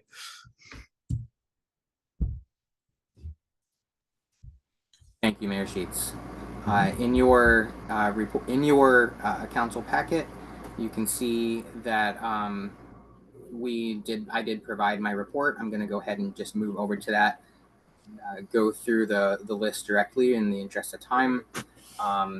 The highlights are we have initiated the Civic Plus website, and we're going through the design and training timeline right now. So the company's providing training to staff.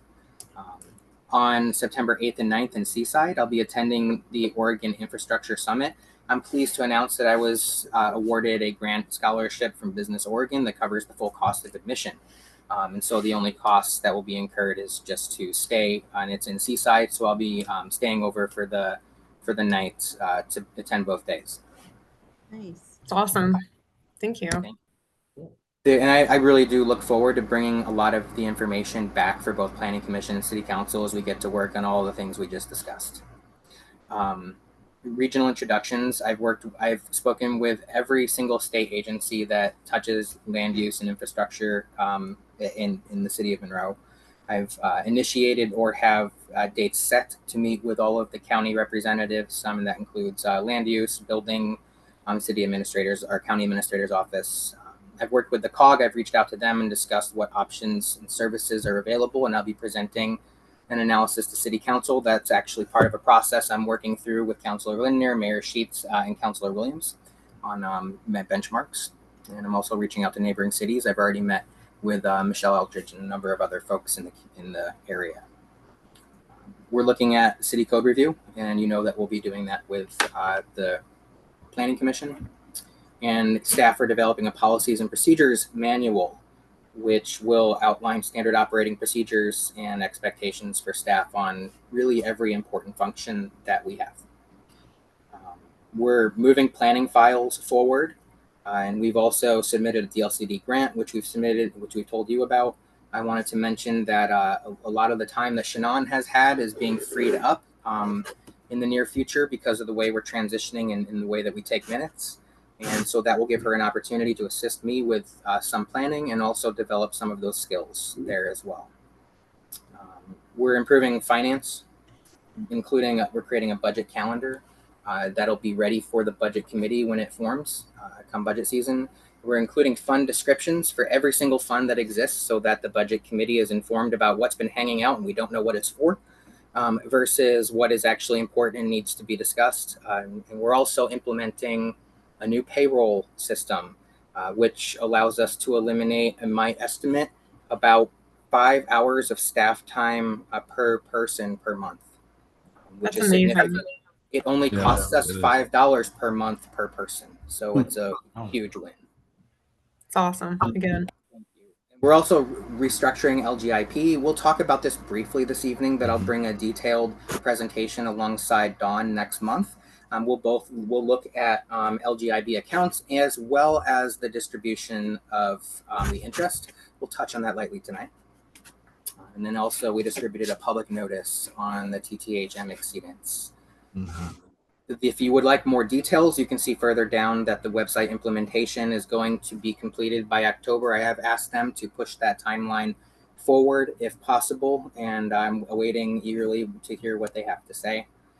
And the rest of this report really does touch on all of the things I mentioned a few minutes ago, which I think are critical for you all to know, but I've already discussed verbally.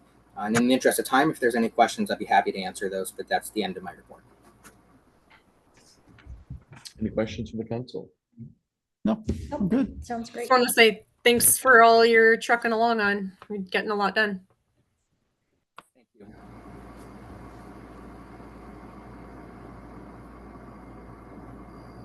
We still have you, TJ? Yes, yes, I'm sorry. I said thank you. We didn't hear you. It kind of dropped. No, Thank we're you. good. Next on the agenda here is the finance report.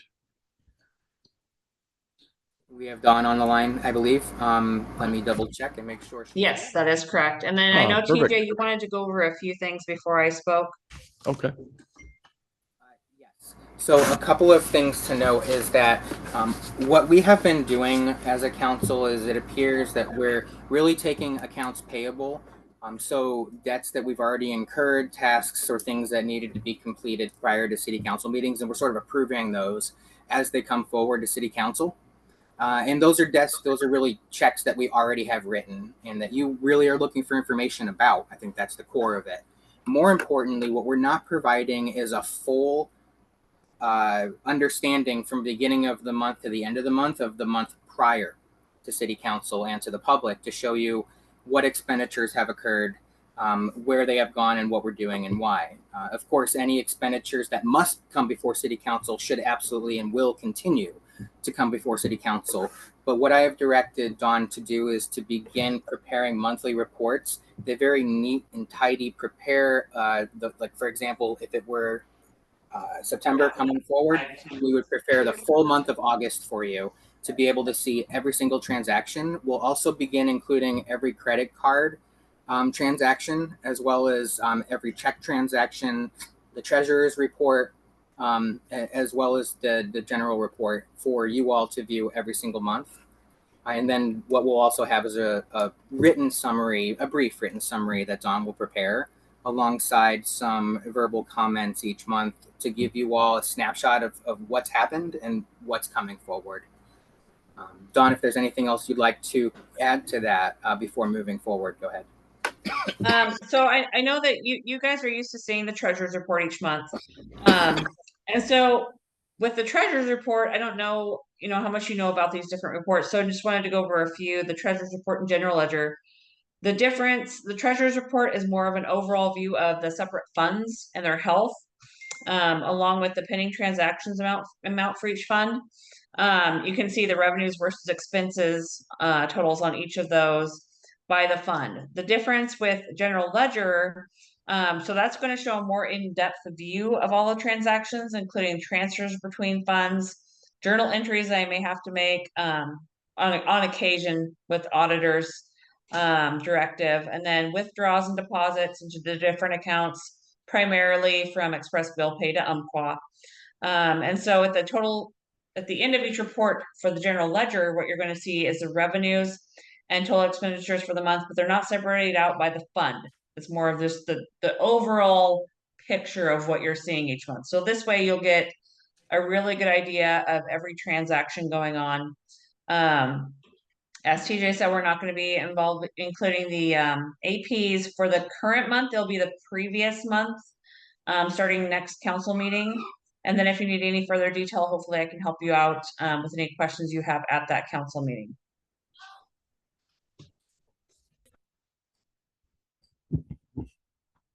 Any questions? So Go ahead. when we do the voting on the financials, then we're voting on the previous month that's already been done. So if we disagree or need to recuse ourselves or something, it's already done before we can do anything.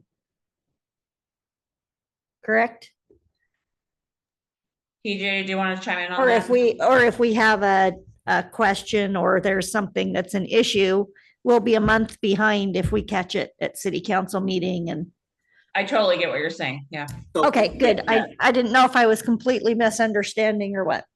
No, you have that absolutely correct, but I want to clarify that this is specifically for accounts payable. So these are things that you either have already approved previously, or these are things that we have administratively approved because they're under the threshold and required for the standard business approved by the budget in the beginning of the year. This could be things like the the wood chips, for example. Right. For the Right, playground. but if we have other things that are coming up and we're signing checks, like we think we can just sign these checks, so we're signing checks.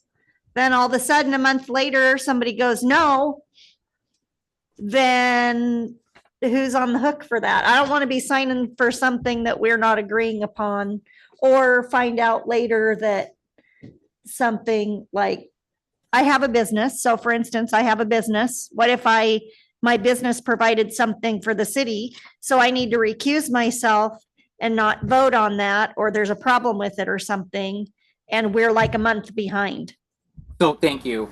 These are payables that were already approved administratively. And so the approval of them again as an accounts payable is really duplicative and not necessary for the auditors. What we do want to do is make sure that you know exactly what expenditures have occurred. But when we present to you with an accounts payable, it's a debt that has already been incurred. So we couldn't take it back. We couldn't go back to the vendor and say, we don't want that anymore, please take it back, right? We have to pay that. But it's important that we make sure that city council is aware of every single, it could be a debit card or credit card transaction, but more importantly, it's probably something like a vendor who needs to come repair a pipe or something along those lines. So I'm just wondering why we're even voting on that It then. gives us the opportunity to direct future actions. Yes, that is correct. And anything that is a future action, of course, comes before this body. When you sign checks, you're signing checks for debts that have already been incurred. So we definitely are reporting those to you, but we couldn't take them back. Yeah, and if we pay a debt and we disagree with it, we could say, we don't want to do that anymore and give them direction. I mean, that's why we're reviewing them after they're paid. Right, you question these, you ask what they're for, and then that's where you can say, and oftentimes we went with a vendor, you might ask why we went with a vendor, or why the decision was made to have that expenditure for $500, and direct staff in one way or another. But those accounts payables are already payable. What I want to do is make sure City Council has a full month in front of you, because what we haven't done thus far is been able to show you a full month from the beginning to the end of what's already occurred, the financial health, where we stand following that month, and why we made the decisions that we made for full transparency to the council. I think it's important that we begin providing that. That is the typical process that municipal governments have. And I think it's really important to follow that same process. And of course, as I mentioned, all expenditures that must go through City Council, which is many, will always come before City Council. So that is not in question.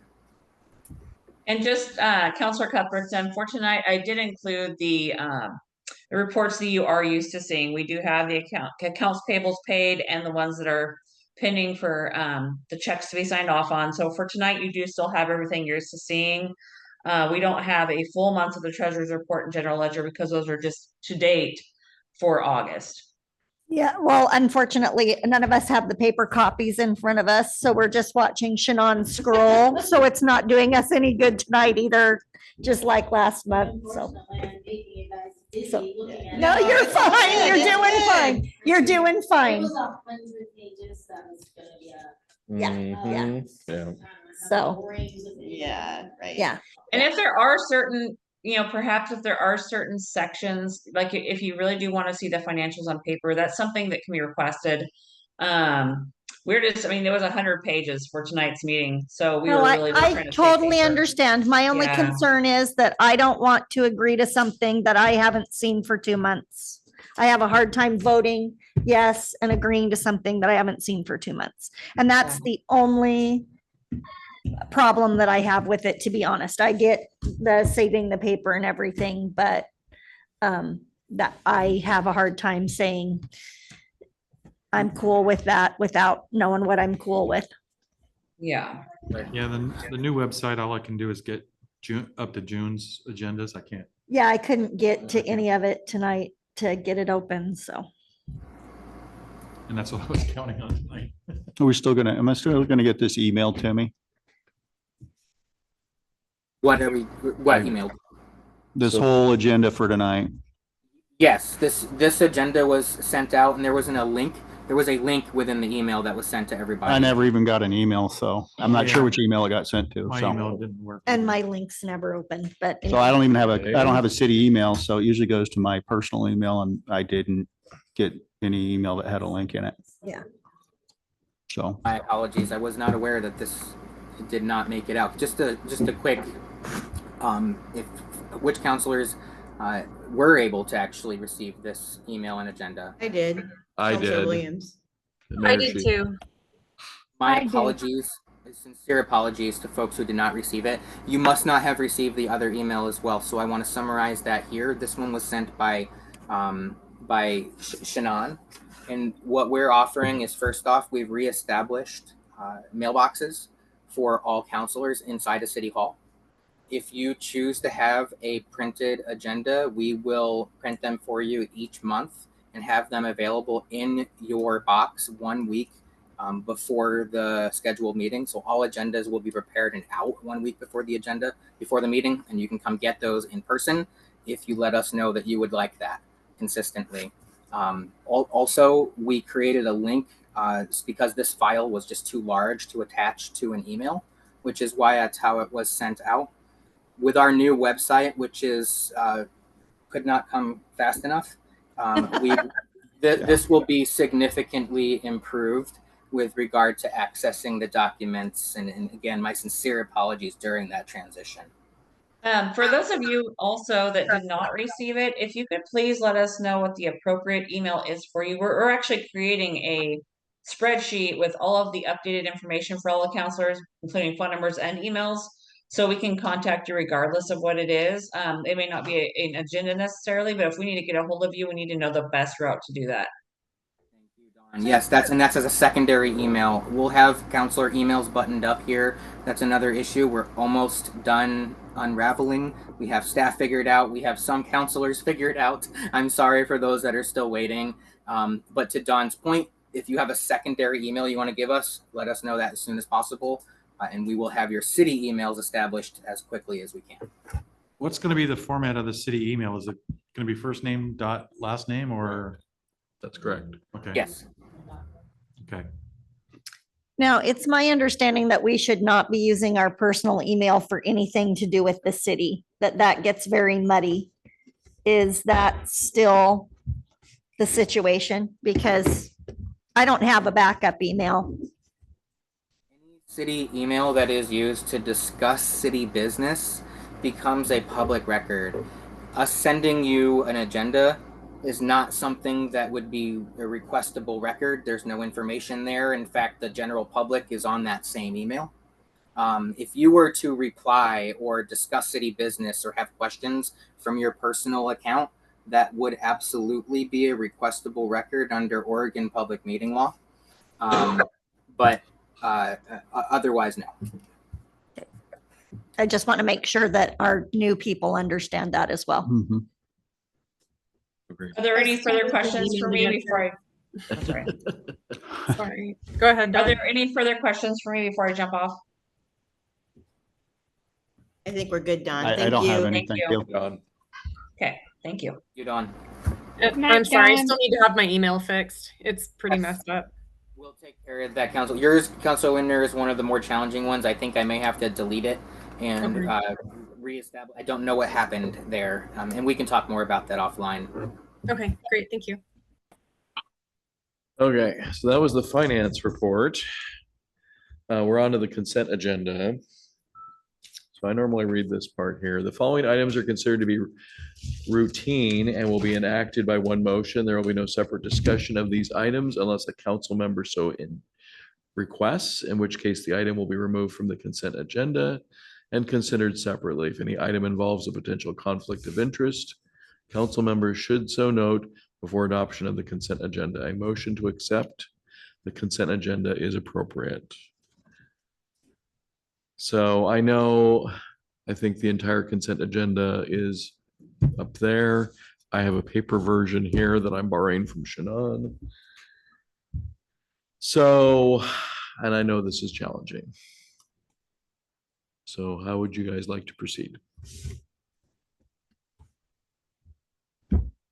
don't really have a choice, do we? We're Can going, we table it and then vote on it at the next meeting? What's the concern with the consent agenda, if I could ask? We just can't read it. They can't I see see. it. Yeah.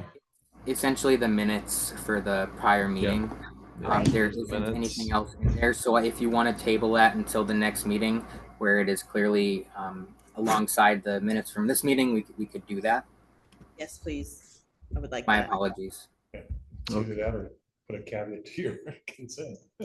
Saying, I can read it through. reserve the Yeah. right to edit. Might as well get her next week or next month. Right. Okay. I mean, aside from that, the consent agenda, I mean, there's the bills, but it sounds like we aren't, I guess I'm confused myself. Consent agenda typically was the minutes and it was the bills. Right. And so what about the bills? We've talked about what we're gonna do about the minutes. We'll save that for the next meeting. That's fine. But I would recommend that as part of the consent agenda that you could, if you'd like to approve the financials, that makes sense. What I wanted to make clear is that you'd have a finance report from Dawn next month. Right. But we're still including the financials as a component of that. So Right. your consent agenda would include the bills. Okay. At least for this month, anyway. Okay. So looks like I need to have a motion.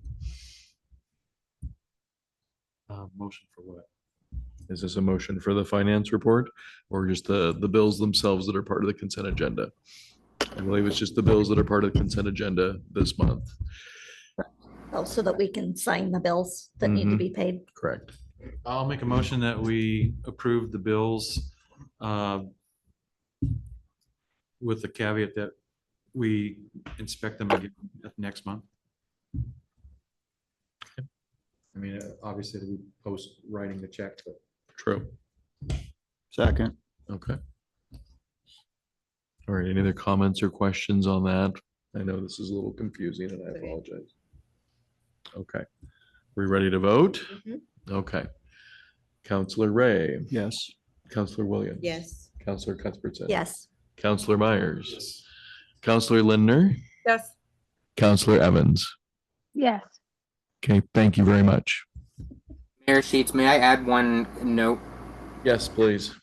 With regard to the bills that you're signing for tonight, I just want to reemphasize again that if you could not choose not to sign those are debts that we've already incurred. So the fact that you're voting here is sort of it's a procedural step, but it's not a required one by the auditor. That you couldn't choose that you simply don't want to pay this one because we've already, like I said, incurred that debt. That's why we've made it clear that you have the full month prior. So while you're signing checks this month, you couldn't choose not to, even if you wanted. And then what we do is we capture those in whole, so you can see the entire month from that 50,000 foot view at the next meeting. So I wanted to make that clear so folks just knew what we were doing and why they're separated. Right, got it. Okay. All right, well, I think we'll go ahead and move on then. Thank you for the clarification. I appreciate that. So the next section of our agenda is business and updates. First item in that section is Safe Drinking Water Revolving Loan Fund Amendment number 01. So let's see here. What do we have going on with that? This is an amendment to a grant that we had previously received. This extends the completion date to October 2nd. And it gives us the ability to continue spending those funds. It's the $50,000 that's a pass-through for the Long-Tom Watershed Council as a component of the, as sort of a component of 1135 project, not directly tied to it, but part of that whole same project from our perspective. This extension allows us to make sure that we are able to report and complete this grant as expected by the agency. Okay. Okay, I see right here. Okay. Seems pretty straightforward to me, but if there's any comments or questions on that? Do you need a motion on this one? I would assume that we're gonna need a motion, yes. Can we just see what the number of it is? Because I.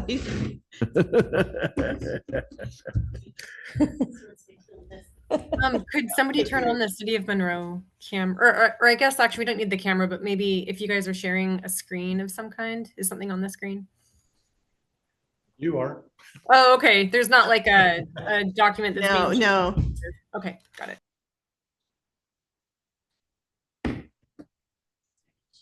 I'll make a motion if I can see it. Yeah, so just to be clear, the I- screen is not being shared on your end. You Got may it. have it up, you might have it up on the screen, but you do have to hit the share option so virtual folks can see it.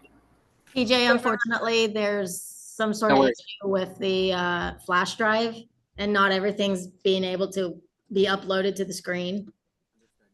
I've pulled it out of the laptop once already and I was able to get up to page 60. This is a very old Get up computer. to I page think 5. Yeah, the same reason the document can go into an email seems to be the same reason Yeah. the computer's having a Just problem because it's We're a back. very large file. Okay, thank you, Shannon, for that explanation. It's because we're getting so much done. Yes, look at us go. And these are just kinks that have. It's good. That's a way to put positive on it. Shannon, do you mind sharing what page number it's on? Is that possible? I do have my printed copy that I picked up last week. I don't know what 66 of page 100. copy that might be, what page Okay. number. Mayor has my copy, so he Yeah, might be I'm able to looking. take a look at that for you. It's amendment number 01. I'm looking. Remember, that's page 66 out of 100 in the PDF. Oh, of course, my file stopped at 60. Of course it did. Of course. They Let me emailed and said that we have. could mailboxes try, I'm in gonna there. She pull didn't get the that. Of course not. disk again and try it one more time. We'll see. You never know. It could upload. Because that would have been easy and on the way. They could have been organized and together at the moment. That's true.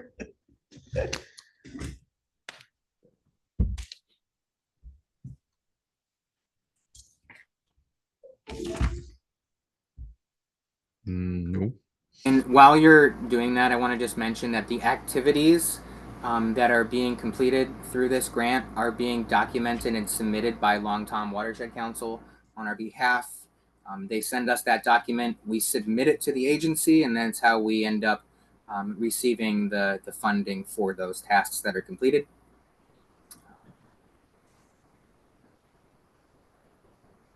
You should be able to go to that box and just put in the page you Yeah, want to go to. And I may be able to try to share my screen actually too here for Oh, folks. sure. I just realized I could do that. One moment here. Am I reading correctly you that go. the fines, the violation fines total 7,500 or is it more than that? Correct, but I think you're on a different page of the document, right? Oh, I don't know where I am anymore. I'm lost in space. That's Not the a only whole one. other fun topic on its own. Oh, boy. Can folks see my screen? Old business. Yes.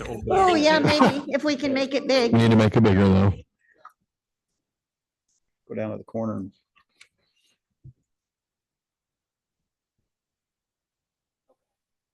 Let me know when you've got that where you think you want it. TJ, what page are you looking at? I am on page 66, but you should be able to Okay. see my screen on the Well, your screen is very tiny. Oh, really? Okay, Itty one moment. bitty. So Well, no, Pull the scan it's disc like a out little and tiny I'll- screen on our, Okay, Yeah. that's the beauty of me being on my phone. I can enlarge it.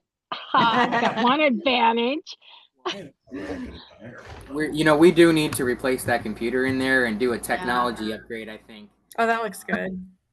Can you Okay, guys so see I- that pretty well? oh, We're man. almost there. Just Okay. Give us another minute. No worries. There you go. I pulled this out again. Go. See anybody anyways. Okay. This is me. Okay.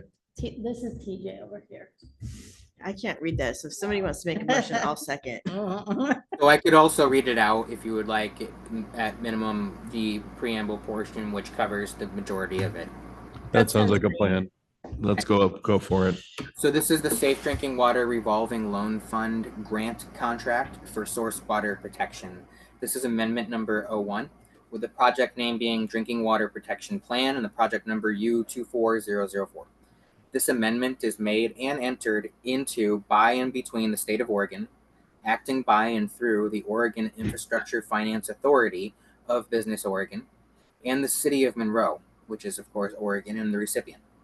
This amendment amends the grant contract between the recipient and Business Oregon, project number, of course, U24004, dated for the 2nd of October 2023, which is known as the contract. For the above named project, capitalized terms not defined in this amendment have the meanings assigned to them by the contract.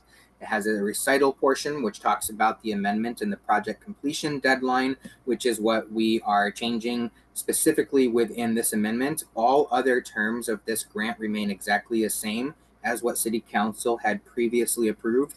The only piece of this amendment that needs to be approved as far as a change by City Council is for this October 2nd, 2026 project completion deadline being reset for that date so that we can complete the work. And information in Exhibit D is required. So this is all that we're doing right here. The award date was September 21st of 2022. And if we don't extend it, we'll run into problems. Understood. So we need a motion essentially to just approve. I'll these. make a motion to move forward with this amendment. I can't remember the name or the number of it. 01. 01. Thank you. You're welcome. Amendment number 01. Okay. Any other comments or questions? Okay, shall we vote?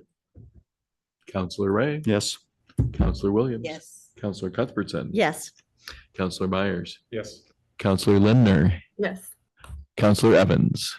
Yes. Great. Thank you. All right. Next up, we've got FEMA. The bleacher project deadline is October 13th. Another possible extension situation, it looks like. That's correct. I want to raise for council and get your feedback on this.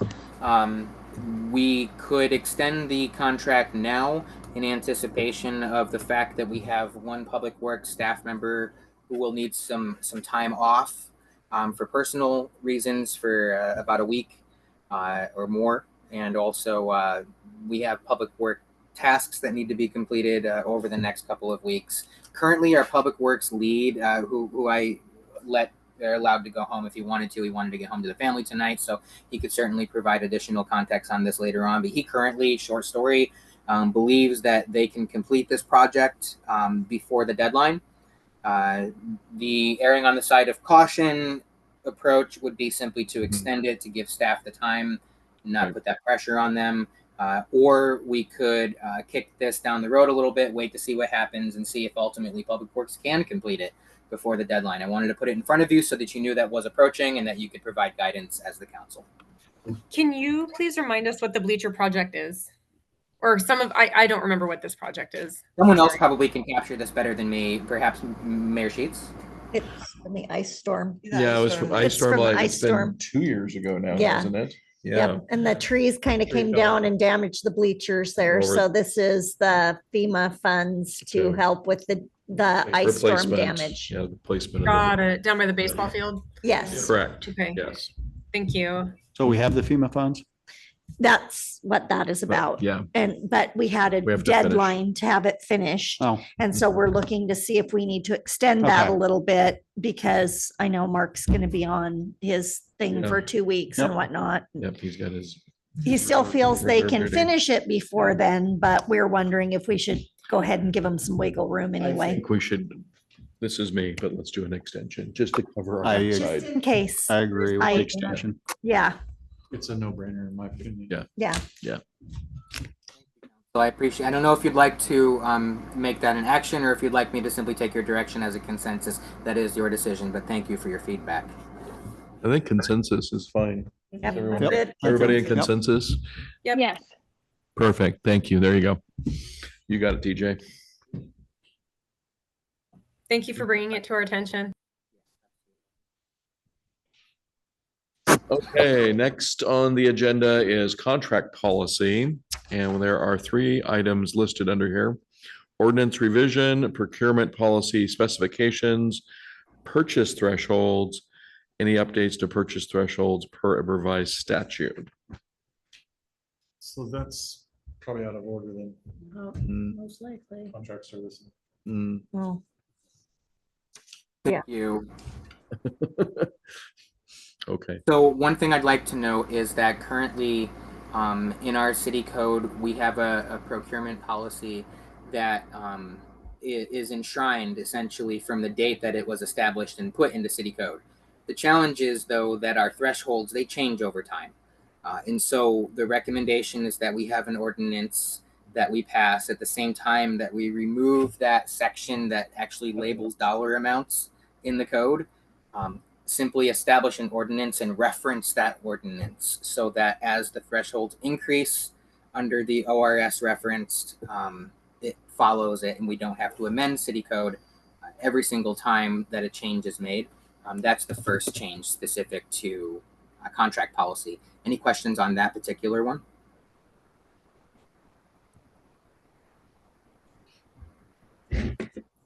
We're just trying to follow. The Essentially, you're saying that you wanted to, we wanted.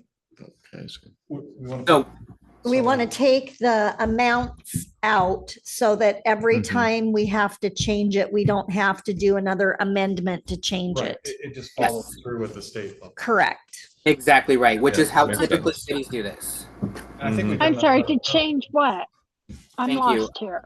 So let me provide some clarification.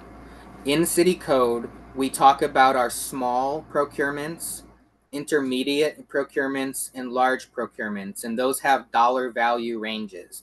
The small procurements typically are anywhere from $0 to like $5,000 or $10,000. The point is that the state of Oregon increases those dollar thresholds as time goes on and the cost of goods increases through inflation. And so what we have is a threshold for the small, intermediate, and large in our city code, referencing the date that they were updated last, which was like, I think 2019. Those thresholds have gone up since then. So what I'm recommending is that we get in line with what other cities do. And we pass an ordinance that simply references the Oregon revised statute where those thresholds are regularly updated. Yeah. And we don't have to return to the city code and make a revision every single time the state does that. Right. Yeah. Okay, Okay. that makes more sense. Okay. Gotcha. That makes sense. Yes. That's the big piece as far as that goes. Also, as part of procurement policy, typically that's where we'll also see the surplus property where that is given away or sold. That's usually where that code section lives. Actually, our code does have like that. But what we don't have in our code is personal property, which would include anything like the bricks behind the building or the bus stop across the street from the city. Any property that we have that we must go through the actual process of getting rid of, our surplus property process, we don't have one for personal property. We only have one for real property, which means land. So we'll want to update that.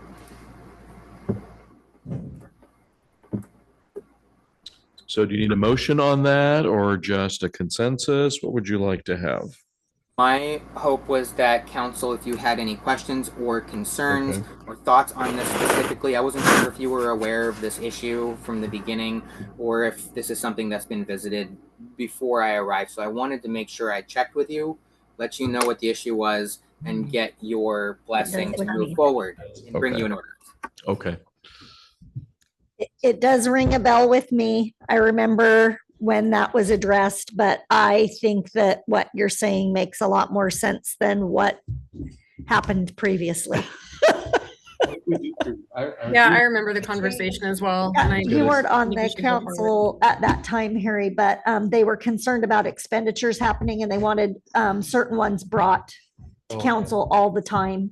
And so they set their own amounts. Okay, I know now. Yeah, and then, yeah, yeah. This was a little while ago. Yeah. And so they set the amounts and stuff so that that would happen. And then as far as the personal property, it never got taken care of because nobody wanted their business in the business. So it needs to happen so that we're all above board. Right. Okay. Understood. Well summarized. Agreed. I appreciate that. Thank you. Sorry, it was not. Oh, that was actually perfect. Okay. What I'm looking for is direction from council to move down this direction and draft an ordinance for your review. All right. I think Say we it's a move forward. great I think- idea. Okay. I think, It sounds like we have a consensus here in the Yeah. room. How about online? I agree. Okay, Yeah. great. Thank you. There you go. You have your direction. All right, what do we got next? Does that take care of it for the agenda item that is specifying contract policy? Does that take care of everything for you, TJ? Yes, Mayor Sheets. That's actually a good Okay. chunk you'll get to review next month. It does, yes. Okay, very good. Excellent. Okay, next up, we got the branch engineering contract. And there was just, I know there was some minor adjustments that needed to be made, very, very minor. I think I've already signed it because I was super excited and I just wanted it oh, done. look, yep, there you go. Look at you. Yeah. So, Mayor TJ, what did you want to add to this? Yes. So in order to enact it, and in particular for making sure we're following our procedures during the audit next year, under the city code section 3420, we designate the city council as the contracting agency for all contracting powers and assign those duties to the city council for enacting those contracts. And because of that, I wanted to bring this before you and make sure that we went through that procedural step to ensure this doesn't come back on us next year, particularly since we have to revisit this again, by the way, reflecting on what Mayor Sheets emphasized at the last meeting. This gives us 1 year because this is essentially one of the procurement ranges where we can make decisions without going out for bids. But Right. in the following years, we will need to have this contract in perpetuity, which requires going through the procurement process and putting it on Oregon bids or a similar procurement site and following that to the T. So I wanted to make sure we did it right this time so that we also do it right when we revisit it next year. Okay, So do we need a motion then? I believe we're gonna need a motion, yes. And this is our branch engineering engineer of record contract. I'll make a motion to approve the branch engineer of record contract. I'll second. Okay, hold on. Okay, any other comments, questions before we vote? Sounds good. Okay, all right. Counselor Ray. Yes. Counselor Williams. Yes. Counselor Cuthbertson. Yes. Counselor Myers. Yes. Counselor Limner. Yes. Counselor Evans. Yes. Excellent, thank you. At long last, it is done. Mayor Sheets, may I make one quick comment? Yes.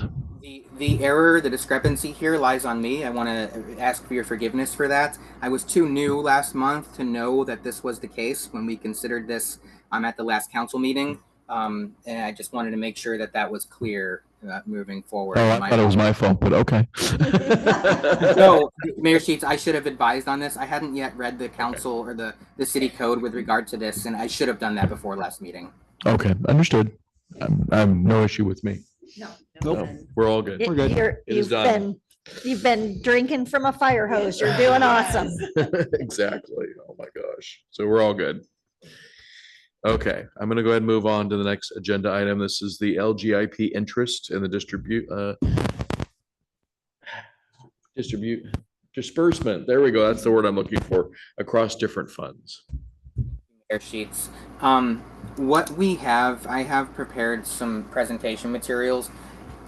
This is also something that I think that we should discuss perhaps next month with Dawn on board. She and Okay. I have gotten into the weeds on this, but I'd like to make sure that you have the opportunity to see both pieces. We need to create some more accounts. We only have one, and the disbursement of the interest is not right. I want to walk through it with you, and maybe we should include some of this in the work session that's coming up so that you know what you're looking at next meeting. No, I think that's a great idea. Because I don't think anybody in the room knows exactly what this encompasses or the impact, including with the auditor. I know this has been a bit of a pain point with them as well. I have those materials, but I think in the interest of time and looking at the remainder of the agenda and the fact that Dawn's not here, it makes sense to look at it next Yeah, month. absolutely. 100% agree. So this will be a work session item. That sounds good. Yes, and thank you for that because it has been a source of, We see light at the end of the. yeah, there's like, things are getting fixed. Yes. Yep. The next item on the agenda is the OHA fees and penalties. Sigh. Yes. This is sad. It's a bummer. Yeah. This is the reduced amount, right? Did we get it reduced? $7,500. This is not reduced. This is a $7,500 fee to revisit this and just bring us back to our last work session. We just found out about this right before that. And the OHA inspector was here at the water treatment plant doing their every 3-year inspection, informed us that we had an outstanding fine that we had never paid from, I believe, 2022 or 23. I wanted to make sure this was brought to council. We have no choice. We must pay this. Where it comes from will be the next thing that we will need to discuss. But I think it's important that it's brought up for the public and for the council to discuss and ask questions. Is there any chance that they might reduce it a little bit just because we were not given all the information from the previous city administrator and we were sort of kept in the dark about this? Like, do you think they might have any sympathy for that, or it's really on us, right? They can and often do reduce fees. That is a question that we will have. I have started the process of getting in touch with the enforcement office with OHA, and so that will be one of the discussions that we have with them. Excuse me, one of the discussions that we have with them in hopes that they'll at least give us some flexibility. Thank you, TJ. And also, I realize that takes a lot of your time also. So, maybe it's not worth it. Who knows? But thank you for exploring it. Understood. And I would just like to say for the record, I really don't enjoy seeing my name on these things. Okay. Just I don't saying. blame you. I'm sorry, Mayor. Well, and I'd also like to mention that that's one reason why keeping things in perspective, we've discussed getting rid of surplus around here is because we look at this and we don't know where the money is going to come from. Yep. And we still have so much more to face with this. And so, Very true. could be helpful, just saying. Oh, joy. Yes. May I ask a question that I might regret, but I'm probably going to ask it anyway. Okay, go ahead and ask I know what question you're going to ask. Go ahead. You know what question I'm going to ask because I already do. asked Mayor Sheets this today. Let me find a way to diplomatically ask it. Who is responsible? I'm going to assume council. Who is responsible if somebody from the public is very upset about these reports and our malcompliance? Say they are litigious. Do we have any protections? My thinking is that we can't say the previous city administrator messed up because we were the supervisors of the previous city administrator. We are on the hook. Does our council insurance cover us for that kind of liability, or what do we have, if anything? If you know, TJ. Very much appreciate this.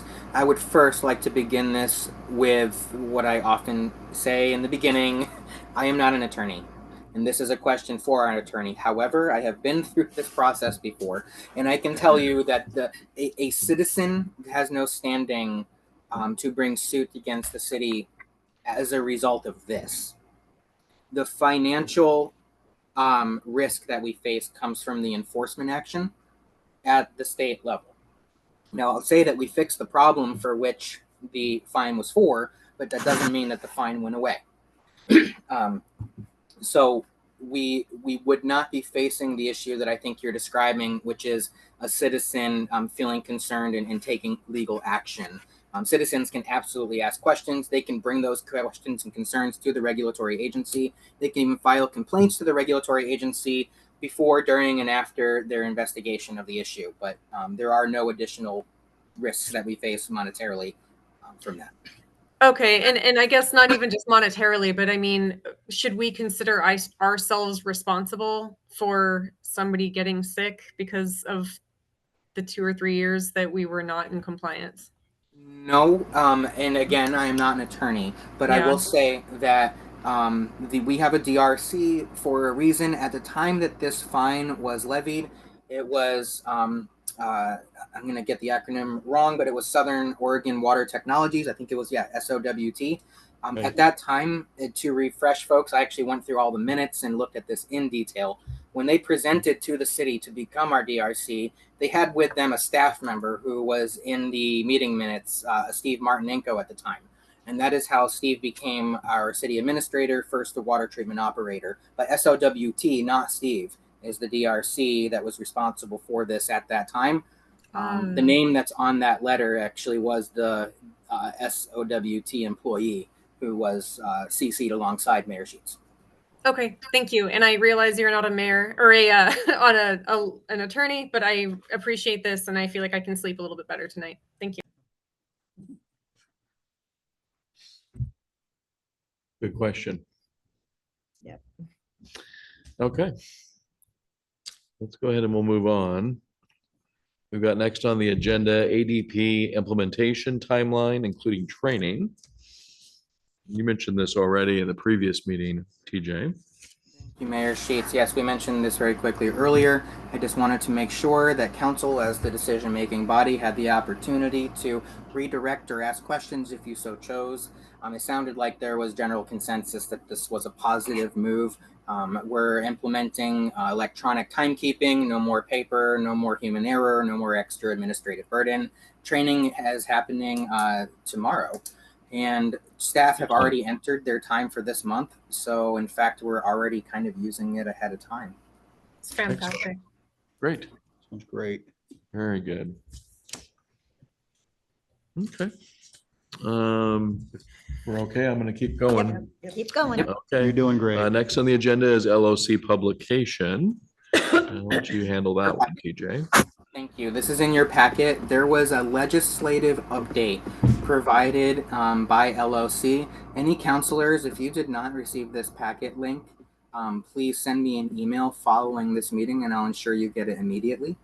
Please provide me with or if you send me an email, I'll know that that email works. So that answers that question. I can also print out a copy of this report. We have extra copies from the LOC meeting actually at the office too for anybody who might want to stop by. The punchline is there are several pieces of legislation, mostly involving housing, some involving infrastructure, that have been passed in the last year, and LOC is keeping us updated, as is their responsibility as our advocacy group.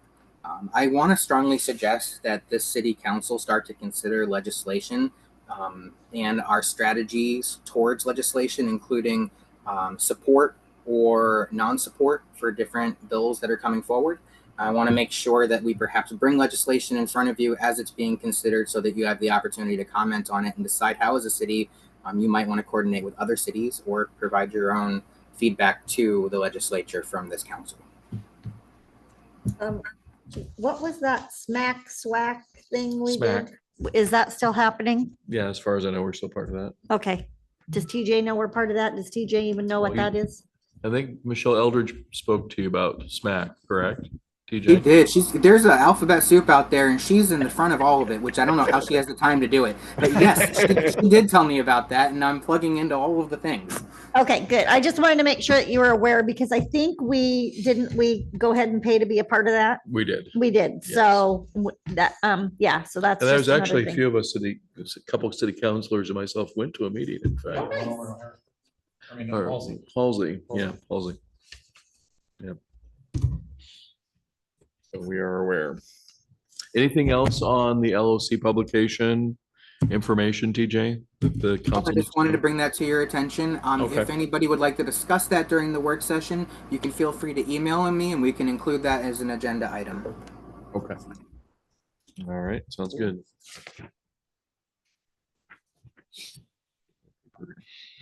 Hartford. Let's see here. What else do we got? Committee assignment homework, follow up at the September City Council meeting. Thank you. Go ahead. So this was some of the things that we think we want to start to address, which includes committees, who's on what committee, when your term started. This will be helpful, Mayor Sheets. You and I discussed there's a couple of individuals that we wanted to renew their terms or officially make them parts of the committee where that may not have happened in the past. I Right. wanted to have a comprehensive one and done approach to that. So the suggestion is that you please email me directly to let me know what committees you are currently on and when you started that committee. Mayor Sheets, I know you're going to be very valuable to tell me kind of just from your own recollection and memory who's on what. But this is going to help us in case we're missing anything. If you want to be on a committee and you're not, this is an opportunity to get on one or more. So I think that that's something that you'll want to look at. I want to bring this to the September City Council meeting and have those positions filled and redefined. And following that, on our new website, we're going to list those positions and their term end dates so that we can track them moving forward together all as one list. Did you want committee members as well? I'm sorry. I heard that. Yes, that but I is wasn't- correct. Okay, okay. Chairs. That's what I thought you said, but I thought I was maybe making it up in my head. No, You're absolutely right. Late for you, huh? It's getting a little late. Get her to a Past pumpkin my soon. bedtime. Right. Okay. All right. Very good. I don't have full recollection of everything. We'll do my best, but I Well, may I have to think- ask everyone. I think with all of us, if we put the pieces together, we can come Yeah. pretty close. Yep. I just know I'm on everything, so I know that much. That was easy. Yeah, so there's that. Anyway, okay. Staff training. This is the CJIS completion. This is city recorder and the municipal court training. There we go. I could spit it out. So I know Dawn has some of this training, if I remember correctly, but Shannon needs this training. Correct, Mayor Sheets. Thank you. Yes, this is important for staff to have, and in particular, Shannon, as she moves forward with city recorder duties, she'll be moving forward with this training. What I want to do is make sure that we have feedback from council if there's anything that was missed prior to my arrival or if that needs to be discussed now. Mayor Sheets, was there anything you wanted to mention on this? No, train her on everything. No, I'm kidding. Train her up. No, I just, my thoughts, when we were in the transition, I don't want one person doing everything. I want duplication. I want folks to partner with other folks. In case someone is gone, we have somebody else that can handle it. That's it for me. It's just, we need to have redundancy. Yeah. redundancy, exactly. Yeah, so that we're not losing time. Mhm. Exactly. That's all I had to say on that. Okay, last item in this section here, upcoming city administrator conferences. So you already mentioned, TJ, about the Oregon Infrastructure Summit. And then you were going to go to the annual League of Oregon Cities Conference. I used to go to this. I'm gonna probably not go this year, so I definitely want you to go. You have my full support on that. I gotta take care of my wife, so yeah, definitely want you to be able to go to both of those. Thank you, Mayor. Will do. I will also be looking for a scholarship or funding for that second one. Okay. With regard to the Infrastructure Summit, this is, I feel, a loaded question with our moratorium coming up, but high level stuff here. Are there questions or topics that council would like me to focus on with some of these sessions with regard to infrastructure, issues that are top of mind for you? All the issues. Yeah. Just kidding, whatever you have bandwidth for, whatever you can think of to bring up. I agree. Yeah. So my thought is, I agree with what everyone else has said, but I imagine there are other cities that have gone through this too.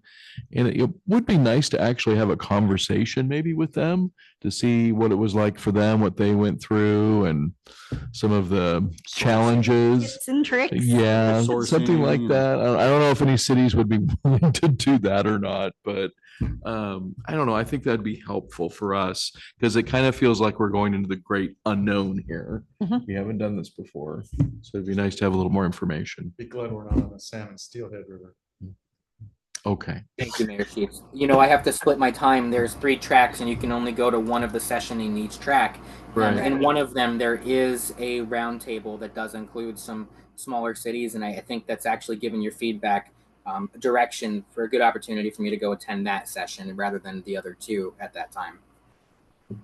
Perfect. Okay, great. Thank you. Absolutely.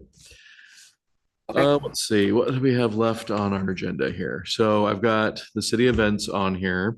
So we do have, okay, on Saturday, we've got the Blackberry Jamboree. That's this Saturday? That's this Saturday. Okay.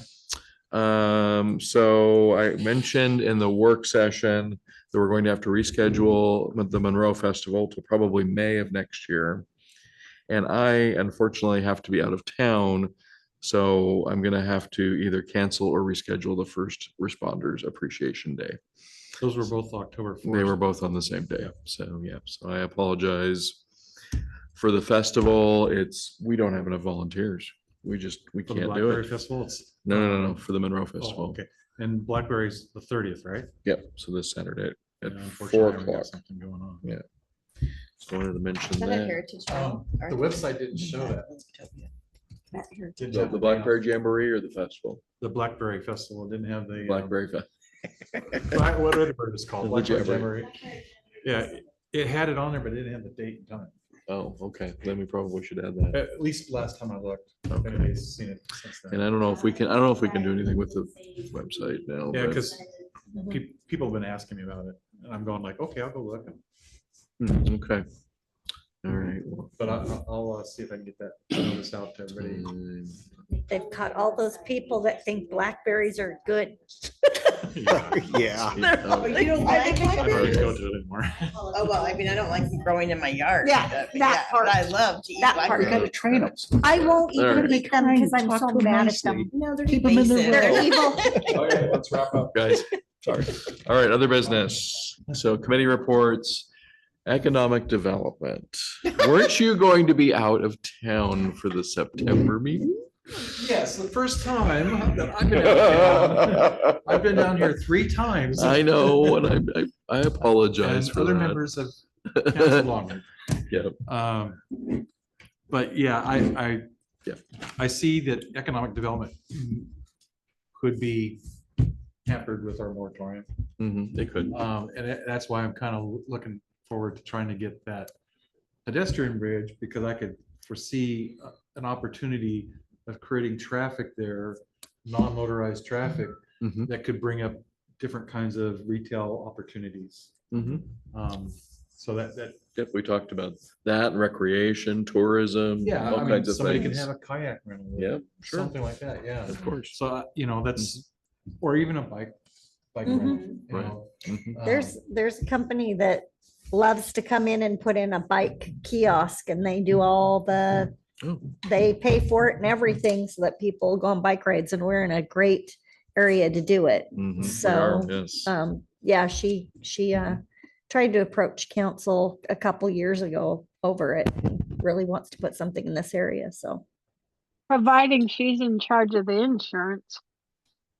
Well, they run it, it's their own thing they run. It's not. I'm just saying, if someone gets injured on city property using their bikes. Well, I think the kiosk is where you have to. Just a kiosk, so. The kiosk, you have to use a credit card to get it, right?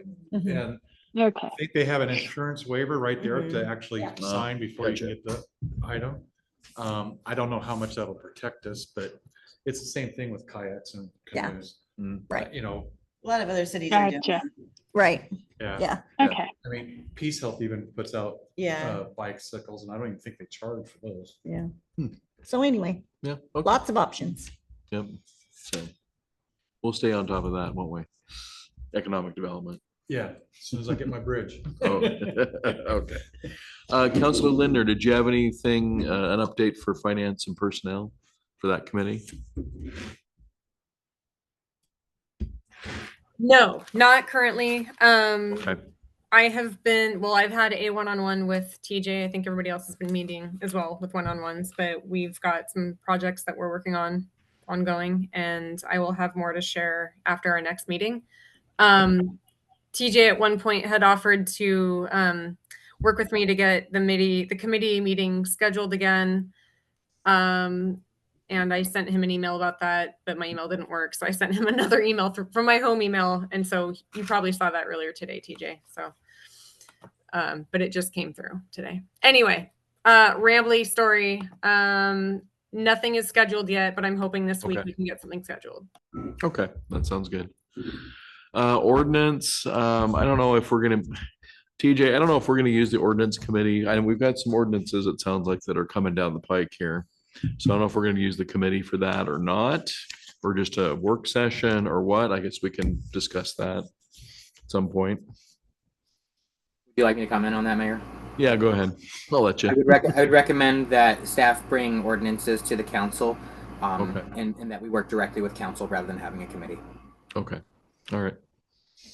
Sound like a plan? Sounds like a plan. Okay. Parks and Public Works. I'd like to schedule 2 more or schedule Public Works. We haven't done one in a while. I've been trying to give everybody their space, but we could give everybody the space till the end of time because they're so busy. So it's time that we get one done for Public Works. Okay. And then I'd like to schedule one for Parks as well, just so that we can keep rolling. We kind of had to get our feet wet, but it's time to get rolling and. Okay. So when I schedule those, are you gonna come up with a date right now? Is that what you want to do, or We don't have to.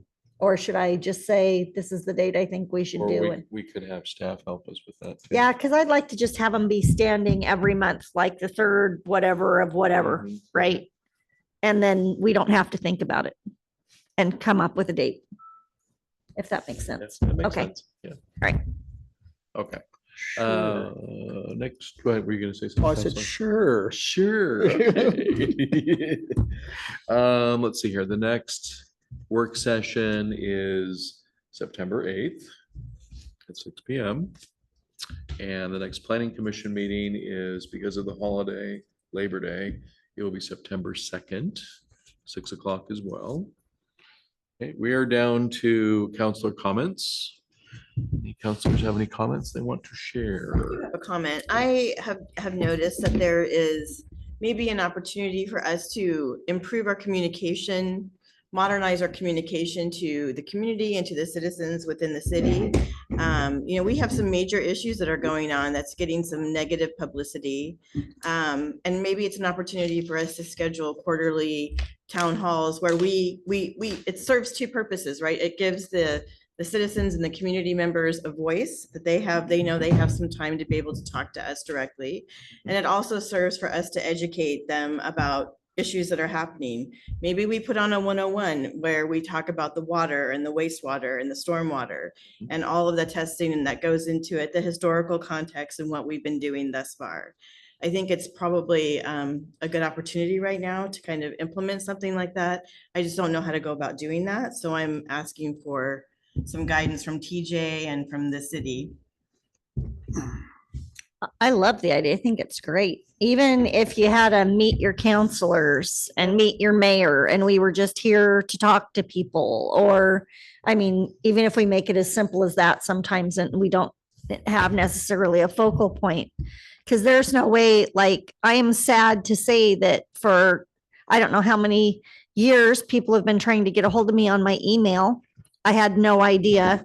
So I never answered them. How does that look as a council president? I just feel like a complete failure when it comes to that because I wasn't there to listen to people. So how are they going to know? How are they going to know how to contact me and get a hold of me?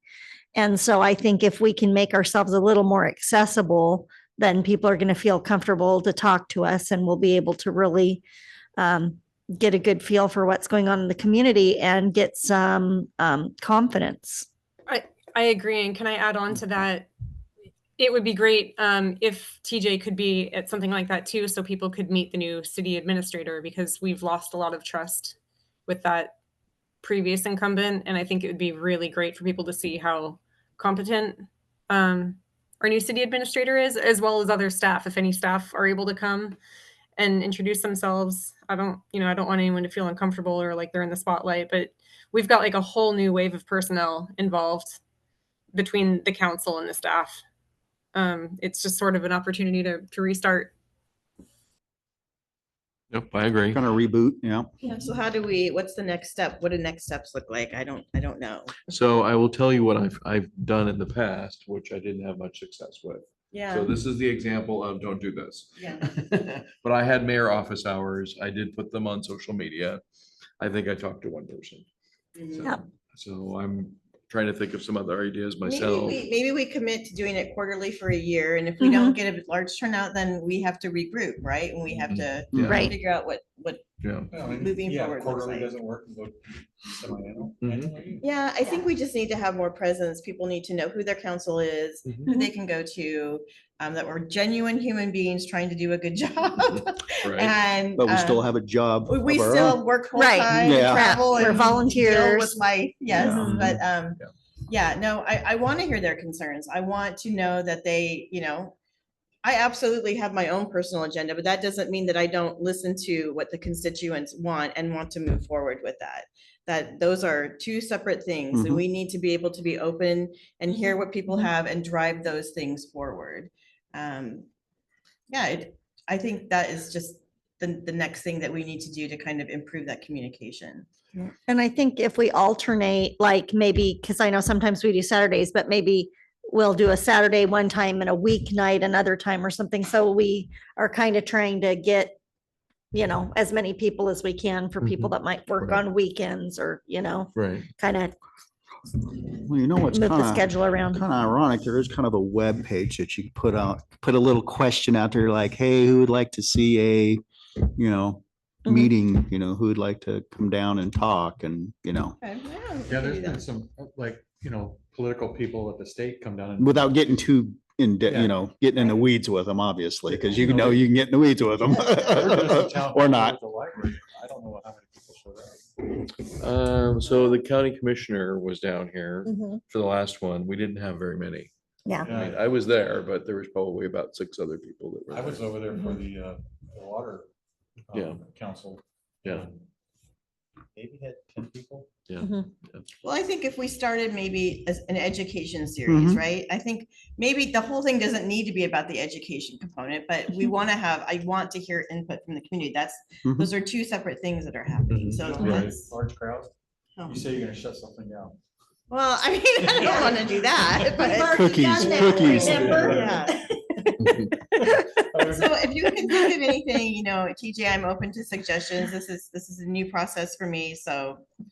Like you said, I think you just need to pick a subject and start with that. Mhm. I mean, obviously the water's a I- huge one right now. Yeah, and, let's do the water. Let's yeah, talk about that's the a water. huge and- one. And just, And it's an opportunity for us to Informational, educate yeah. too, right? Mhm. yeah. It is. Well, we're going to do the town hall on the water to start with here, in October? That town hall will be on the moratorium. I mean, Right. it's tied But in. it's about the, well, Yeah. it's it's tied tied in. Yeah, to the that's water. another one too. It's kind of tied into Yeah, it. so let's start with that one. There you go. But Might maybe as we well. can make an announcement on the website that they're going to be quarterly, I don't know. I don't know how to do that. Why don't This we talk conversation. to them Direct at that staff one in October and see if there's interest in quarterly meetings? We could find It's a out. really great discussion. One thing I might recommend is that we know we're going to have a town hall meeting on the moratorium. And that one is kind of reactionary because we didn't get ahead of it, right? We're kind of Yeah. trying to Right. chase Definitely. it right now. So Mhm. what I want to recommend is that we discuss this at a work session and we talk about what the goals are. What are you wanting to get out of these quarterly meetings? How might we select topics? Might it make sense to form an education and outreach committee who could help drive these forward each quarter? What are the types of things that we'd like to see at these meetings? For example, electeds or so forth. let's perhaps put this on our work session agenda Okay, for the next sounds meeting. good. Out of Yeah. that, you can direct staff on how you'd like to see that formed, and we can support you in that. All right, thank you. Oh, there you go. Well, we That's a shame. also don't have to do it all ourselves. Like we've talked about safety. We could have the fire department come and the sheriff's office come and Firewise come. And so have all the different agency kind of people come. And then the counselors are here too to talk. So it's like more than one thing to draw. Yeah, and it's more to educate our Right. community members on. I think that's Yeah. really a big component of it for me. Yeah. Yeah, we'll Agreed. talk about it at the next work session, and maybe I'll come up with the calendar and some topics, and we can see what it looks like in moving forward. For Okay. example, for your topic listing, Yeah. what we do at work is obviously we got huge list of things we'd like to discuss. Pick your top 5. We Okay. can sit here and we can all discuss what we think are top 5. Vote on them, whatever, do Post-it notes, just like what we do at work, put them on a board. But you pick your top 5 and you start there and then you work down. Once those are resolved, you work down to the next ones. Okay, I like It that. helps guide you through the Mhm. system. Perfect. So. For sure. Thank you for your input. I appreciate that. Excellent. Anyone else? Counselor Lindner? Counselor Evans? Any comments to make? You're scoring. Do the thing. I think his hands cramped up from flipping Do the 100 thing. pages. Okay, I'm not hearing anything more. I've already talked enough tonight, so I don't have any other comments to make. Took a So Benadryl I'm before I got here. I going can't believe to I'm so late. I'm going, oh my gosh, you guys are hilarious. They have their fingers on the button, they're ready. All right, I'm adjourning the meeting. Good Have a night. wonderful evening. Good Good night. night. Night. I'm either gonna reschedule it or cancel it. Yeah. We're thinking about doing open house up there. Uh-huh. To bring the whole community in. Yeah, when's it open? Yeah, any idea when that's? Oh, I have to sign. It's undetermined yet, but first. Okay, Then you pass this fire. okay, understood. No, I get that. I know someone's already reached out from the fire department to ask me about it. And I will just, yeah. Well, I will connect back with them and we'll just keep it open. Yep, we'll keep it open. Thunder and lightning started 2 fires down Cottage Grove. Oh, gee. Yeah, I saw that. And the other 2 dry lightning today. One of the nurses that I work with out at the pulp mill, we both ended up in Peace Health, and she lives down there. She was like sending me pictures of the lightning. And stuff. Like, Okay, so TJ's doing that one. Yeah, I don't have to sign a whole bunch of stuff anymore because we have a TJ now. This is me signing my life away. I- Well, and you still may have to sign that one check.